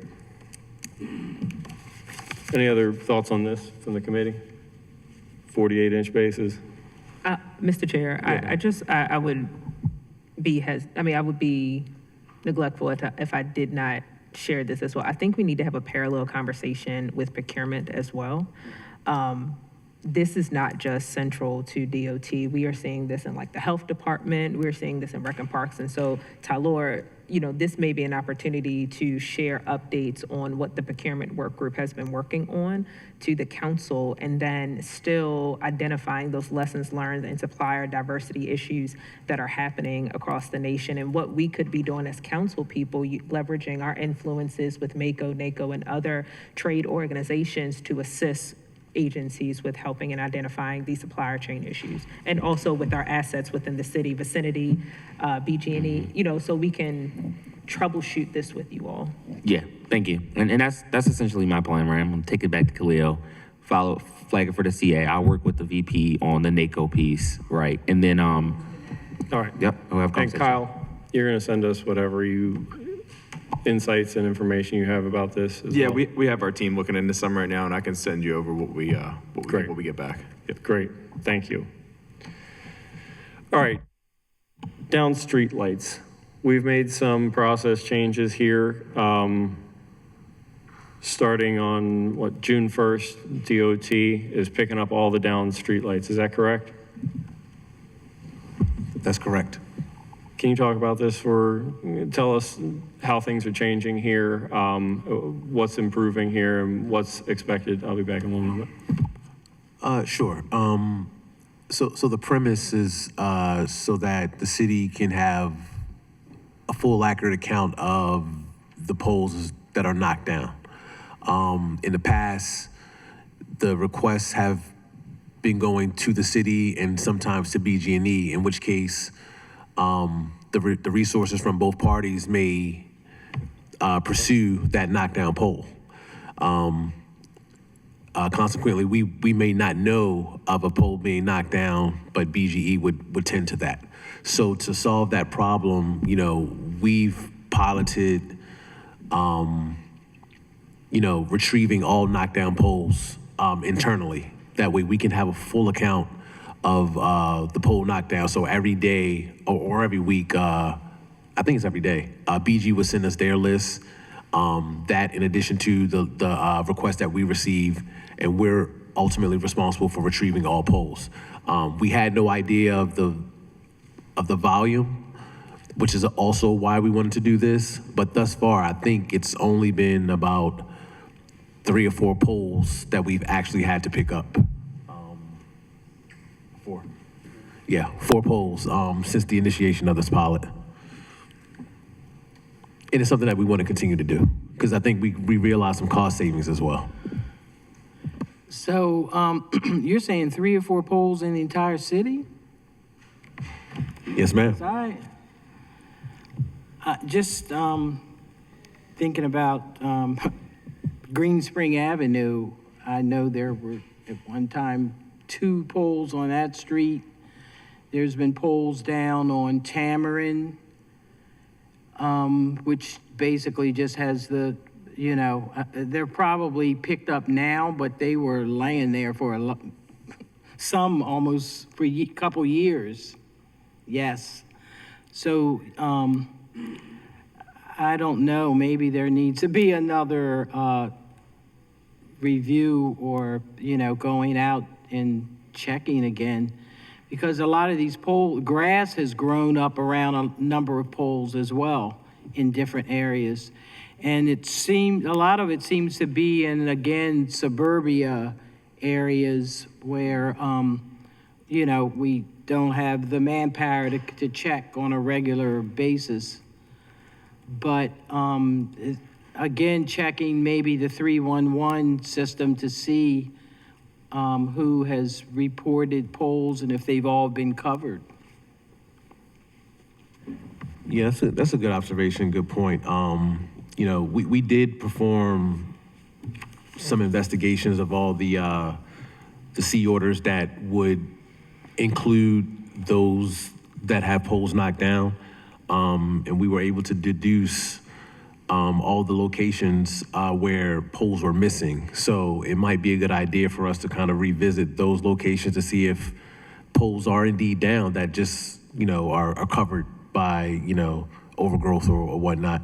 Mm-hmm. Yeah. And I think in our council offices, because of calls that we kind of get from our constituency, we probably have records as well that we could probably get to you. Mr. Chair, we were talking about poles and placement. Yes, thank you. So DOT is now in a position of being able to continuously document where poles are knocked down. And that's going to enable also a clearer proactive initiation of replacement of them. Though, to come back to the last topic here, we're still hung up. If we got 7 48-inch bases, we can't really replace these streetlights if we don't have the part. And that's been a big hangup. That's going to continue to be a big hangup with streetlights that are knocked down for years and years and years. And we're talking about metal poles and wood poles, correct? No, metal poles only. Wood poles are BGE's property, and they're not going to have, they're going to have power lines attached to them. So if they get knocked down, they're getting fixed real fast. Okay. So Thanks for the yeah, clarification. metal poles of all types, whether they're the 11.5 foot, 25 foot, 30 foot, in some cases 40 foot.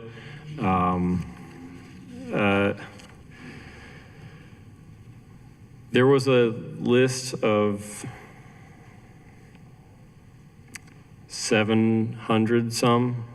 742.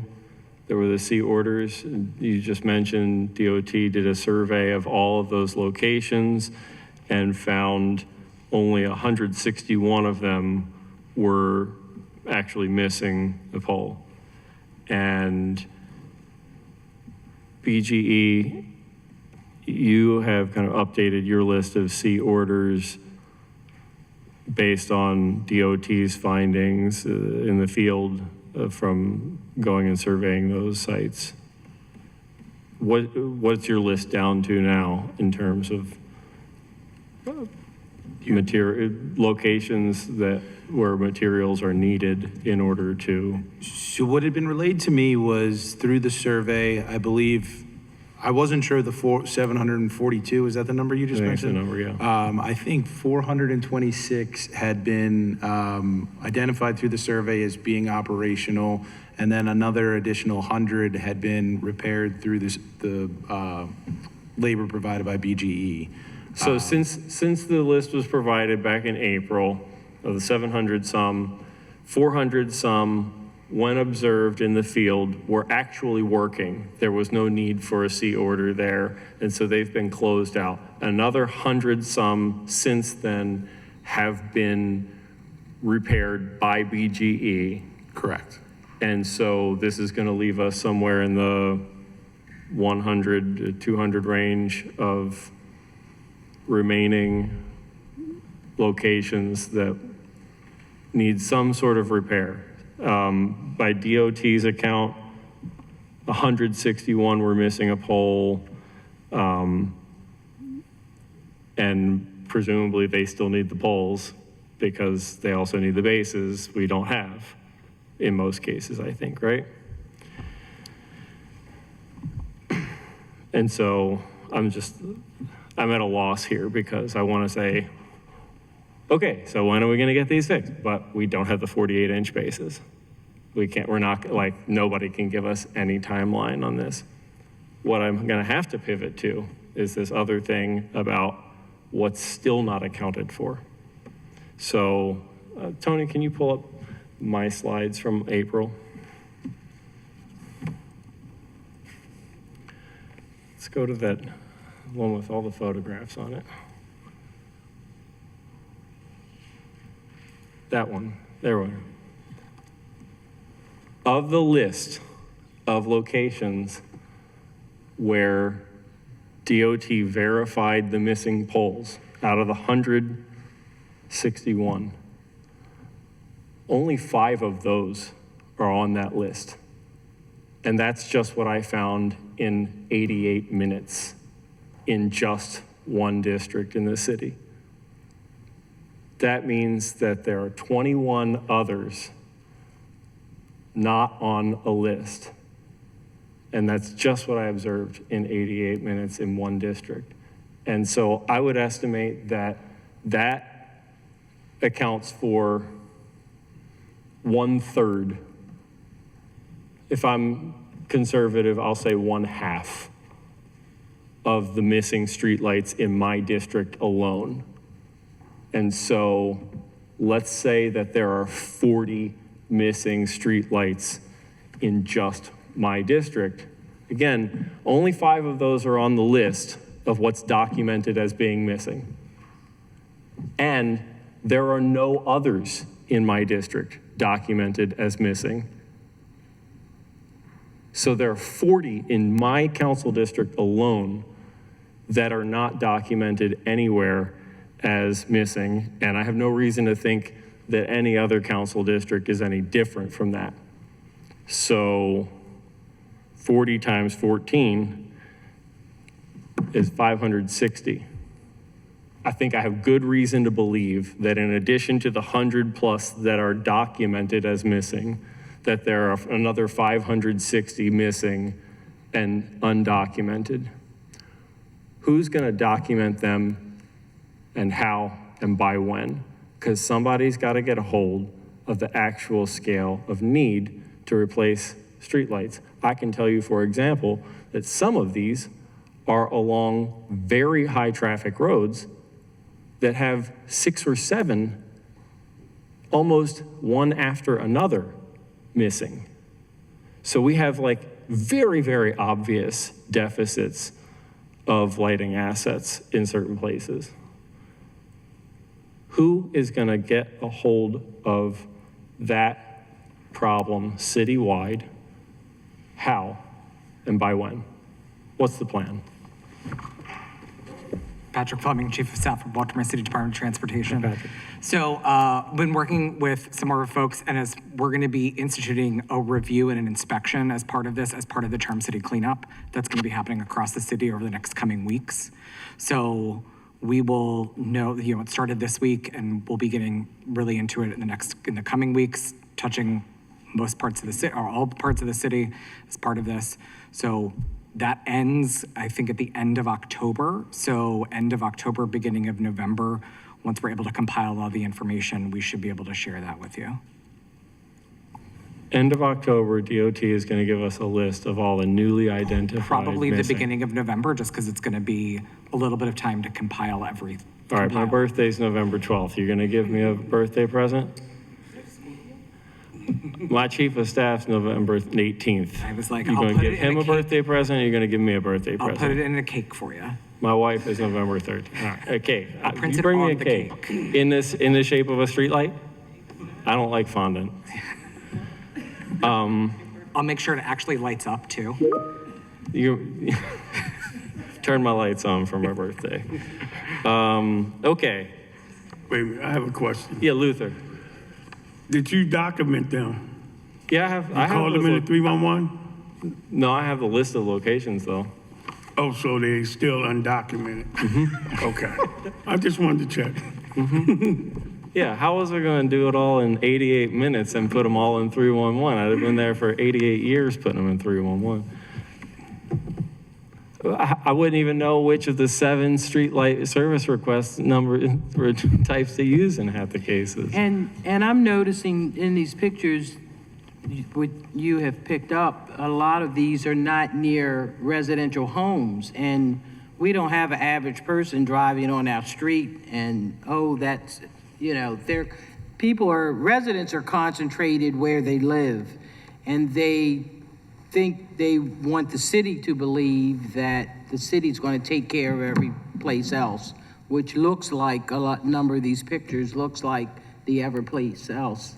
Yeah, these are along Harford Road, Argonne Drive, Hillen Road, Paring Parkway, Northern Parkway. These are on major arterial That roads. the city should be really Yeah. checking. And where, by the way, I didn't observe a single one where there was just exposed copper wire anywhere. Somebody went and made every one of these safe. And I have recently been sent copies of the bills that BGE sends to the city for every single C order. For every one of them, there are multiple charges, the first of which is always made safe. BGE has a contractor who goes out and makes safe and charges $95 or $47.50, depending on the level of work, to just make the thing safe. That means taping up the wires, and in some cases, you can see it means put a traffic cone over the thing.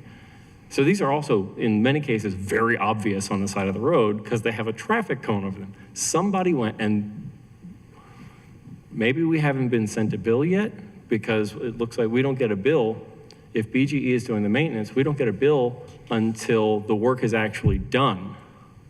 But like makes, you know, it might get made safe on one date, but if we aren't provided if BGE isn't provided the materials to actually do the work until a year later, or 5 years later, or 10 years later, we could have this pending $95 charge for having made it safe 5 years ago, waiting until DOT sorts out its 48-inch base problem. But somebody went out there at some point and did something, and it still isn't in our records that it's even exists as a missing asset. Does the city get billed? The city gets billed for electricity for lights based on our understanding of how many lights exist. There isn't a meter on every individual light.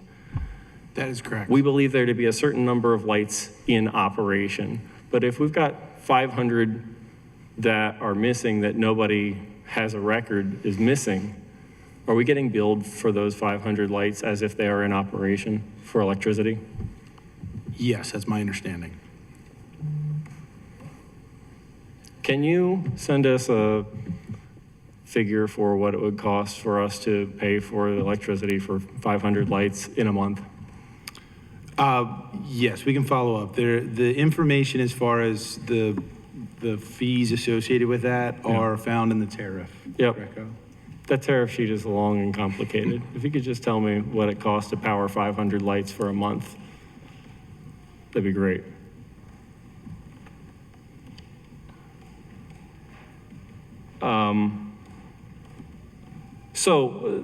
The plan here, is there any plan other than something is going to happen in coordination with the mayor's Charm City Cleanup Initiative in order to identify these heretofore undocumented missing streetlights? Is there any other sort of systematized plan beyond something generally to do with the Charm City cleanup? I'm not sure I fully understand what you're asking. You're saying that like once we've identified the totality of the, you know, a majority of the totality of the world of missing light poles, what will be the next steps? No, I mean, like, what is actually the plan over the duration of this Charm City cleanup? Do we have that plan yet? I don't have it in a like written SOP format for you right now. Okay. But Yeah, I Lou. will have a plan. I would use this initiative as my plan. We'll continue even after the initiative is over. We'll still have a team that will inspect for missing poles.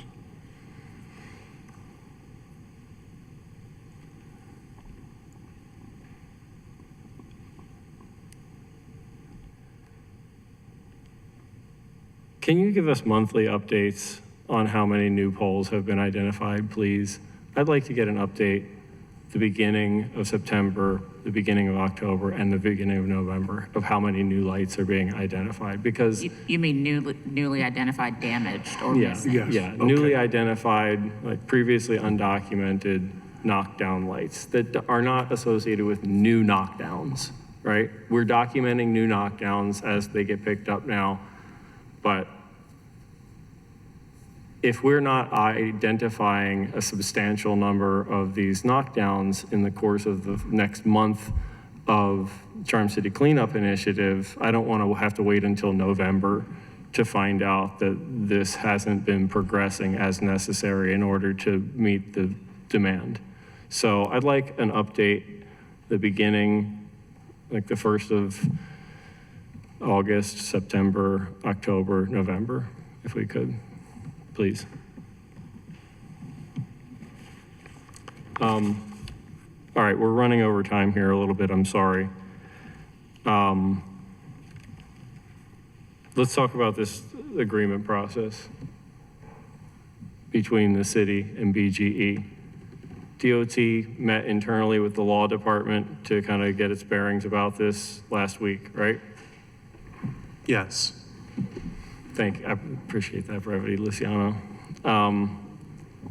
Do you have next steps for a meeting set up internally with the law department for getting your internal thoughts together, ducks in a row? And do you have something planned to meet with BGE on this subject? Luciano Diaz, Government Affairs for DOT. We're going to be meeting with Law Department again in about a week and a half. We had that internal meeting. We kind of discussed our wish list for the agreement. We can't get into too much detail because there's nothing on paper yet. But once we do have kind of like a rough outline, we're going to start talking to law about meeting with BGE and how to make that productive. BGE, you haven't heard from DOT about scheduling anything yet? Not to my understanding. All right. I am a bit disappointed by this. We met about this in April. It is 2 months later. There's been one meeting about this in that time. It just happened last week. That doesn't, why did it take so long to have one meeting about this?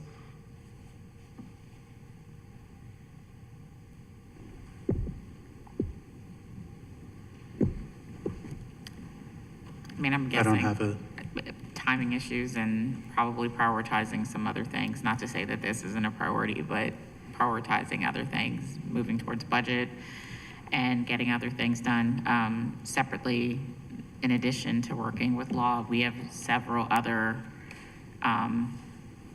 projects that we work on with BG&E, so it doesn't make sense separately just to work on a singular MOU or agreement with BG&E exclusively just about streetlights. It needs to be looking at something a little bit more broadly and comprehensive, like yes, streetlights, but any other areas where we don't have an agreement. We need to also take a look at that. Are there other things where there isn't an agreement with a vendor that we're paying? We spent the bills that I was just, I looked at Open Checkbook this week. We had $1.2 million that we paid to BGE within the last year for C orders alone. That doesn't include electricity, which we pay our electricity providers for electricity. Everybody does, but we're using BGE as a vendor for street lighting maintenance. We pay them are there other vendors that we paid $1.2 million in the last year that we don't have any agreement with? I can't say I know We that. better not. I was just like, I don't think so. I can't say directly offhand that I know that right now, but. That would be a real we're- problem. We're working, but I will say that we're working with the law department, and so this is something that's gonna take a little more time. So, that's the short version of this. I want to make sure we have the same baseline here. Yeah. BGE is a vendor, service provider. We're not obligated to use them as a service provider vendor. We've gone down this path of like, when are we going to create an MOU? When are we going to create a contract? When are we going to create a understanding between the two parties that formalizes things that probably should have been formalized a long time ago? But the more and more I hear about it and think about it, talk about it, the more I go, wait a minute, they're a vendor among vendors. We demonstrably have assets that we maintain in-house ourselves. If we wanted to, we could maintain everything in-house if we wanted to, if we had the capacity for that. We're not under any obligation to use any one vendor. So the initial thing here is really just getting our own in-house, ducks in a row, where we say, if we are going to rely on a vendor to provide us a service, what are the expectations that we should be setting? That to me is such an urgent question to addressing the deficiencies of how things are working. that it's like the question isn't, why did it take such a month to get closer to meeting with BGE? It's like, or why did it take 2 months to even like start our own internal conversation? That to me is just like, come on, we need to move this along. But you're gonna meet with the law department again in another week and a half. And do you have a timeline, a sense of how long it's gonna take to put together like your own expectations, the department's expectations of how this should work, whether it's with BGE or with anybody else? I think following the meeting with the law department, we can provide a better answer. Like, I don't want to speak out of turn until we understand kind of the depth and the maybe gravity of what we need to do about establishing an MOU with BG&E. It might just not be as simple as it sounds, as just setting expectations and drafting what might seem like a basic MOU. I mean, it's a city entity and a multi-billion-dollar corporation creating a memorandum of understanding, and I don't think the simplicity that maybe we're expecting might be as simple as it seems. Not to say that it won't get done, but I would rather just talk to law and let them help lead the process. And so after we have that conversation, I think we can deliver a better answer to you. After you have that conversation, here's what I'd like to ask. Can DOT, and I'm sure I can count on law for this, invite this committee to like a sit-down private briefing on like where things stand, where that internal conversation goes? Like, I'd like to get a report. I don't want to ask you to put a detailed report together in writing and send it out to the committee on internal whatever is going on. But like, can you meet with us after that next meeting? To discuss, what would be the point of that meeting? For us to get a better sense of how that internal thing is going. We all have a vested interest in making sure that clear objectives are being set out and that we're progressing towards them. Yeah, I think it is abundantly clear what you as the chair of this committee, what your expectation is of the city in entering into this agreement with BGE. I think that what we need to do is No, I'm talking about establishing internally what we think are reasonable expectations of any vendor agreement, any relationship, where we say, when a service request comes, here's what we expect. I don't care who the vendor is. I want to know about that internal like process with DOT and law, trying to figure out just internally what is reasonable for us to want. And I think that's a fair request, but I will say having a meeting with you, or I don't think it would be prudent to do it after our first meeting, if I can be frank. I think it's something that we need to work through first before we jump in to have a meeting with you on what ifs and maybes. I just do. I think that we should let the law department help lead this a little bit, and then when we get some more details and nuance to the direction that we are looking to firmly go in, I think we'll talk with Tyler and let him firm up a conversation with you. How long do you think before we can get to a place where we can have a meaningful understanding? So our first meeting is a week and a half away as. That's the second meeting. or- First meeting was on June 30th. Yeah. We had our kickoff meeting on June 30th. Yeah. So Okay, the second one will meeting be, is a week and a half away. So that basically puts us at the end of July. So maybe let's aim for mid-August to loop back around with you about this. all right, cool. Mid-August, we're going to try to set up a meeting then. Cool. I'm sorry for running things over, Madam Vice Chair. Just for clarity,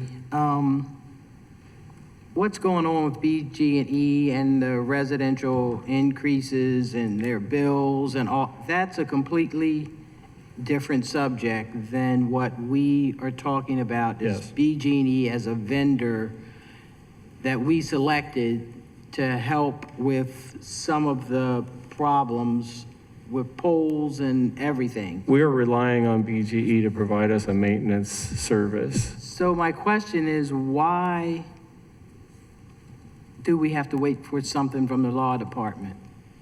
When, explain that to me, because there's we're talking about two separate issues. If I may, Madam Vice President, this was a conversation that happened earlier in the term around the chair thinking that we needed to have an agreement with BPD. I think the original question was, do we even have an agreement with with BGE? Right. And we looked into that and determined that we didn't. Right. So what happens is whenever the city is going to enter into an agreement with anybody, right, it's a contract. So the law department helps us in those conversations. So what we need to do is internally determine what it is that we would like to be in that agreement. Need to get the law department on board. We need to brief certain folks in the mayor's office. And then we need to then go to whoever that external party is to then meet with them to make sure that they are also in alignment with that. The other piece of this is depending on the terms of the agreement, it may need to be approved by the BOE. So what I do not want to do and what we will not do is preempt any conversations that we need to have with the party that we're entering into the agreement with, as well as any conversations or action that will need to be taken by the BOE, right? So we have to be careful here. We understand the urgency. We understand why the request came. We're working on it, right? It is something that after this meeting, I've been texting with Deputy Mayor Zaid. I will have a conversation with him, city administrator, and we will get this on track and we'll see to it that we can come to a place, right? I cannot guarantee, and we cannot guarantee that anything will happen with the agreement, right? But we will at least do our due diligence on our part as a city to draft an agreement, and then we'll go from there. Thank you for refreshing the clarification, because it sounded like things were a little confusing. But I guess an important thing for us is that we know it's good to know when you're having those conversations, so we at least know you are working towards a positive goal and plan. Yeah, again, the baseline here is like, we just need to identify what our expectations should be. You know, whether it's BGE or, Mike's Electrical Service. If we were going to rely on them as our service provider, what would be our expectations? No different than we're going to build a bridge. We got to put the engineering drawings out there to bid, and this is the expectation of what a qualified bidder is going to provide to us and on what timeline and within what budget we believe, and these are the charges and all that. What are the expectations that we would have regardless of who is providing us the service? That's what I want to make sure we're identifying first and foremost at this point. I've run us over.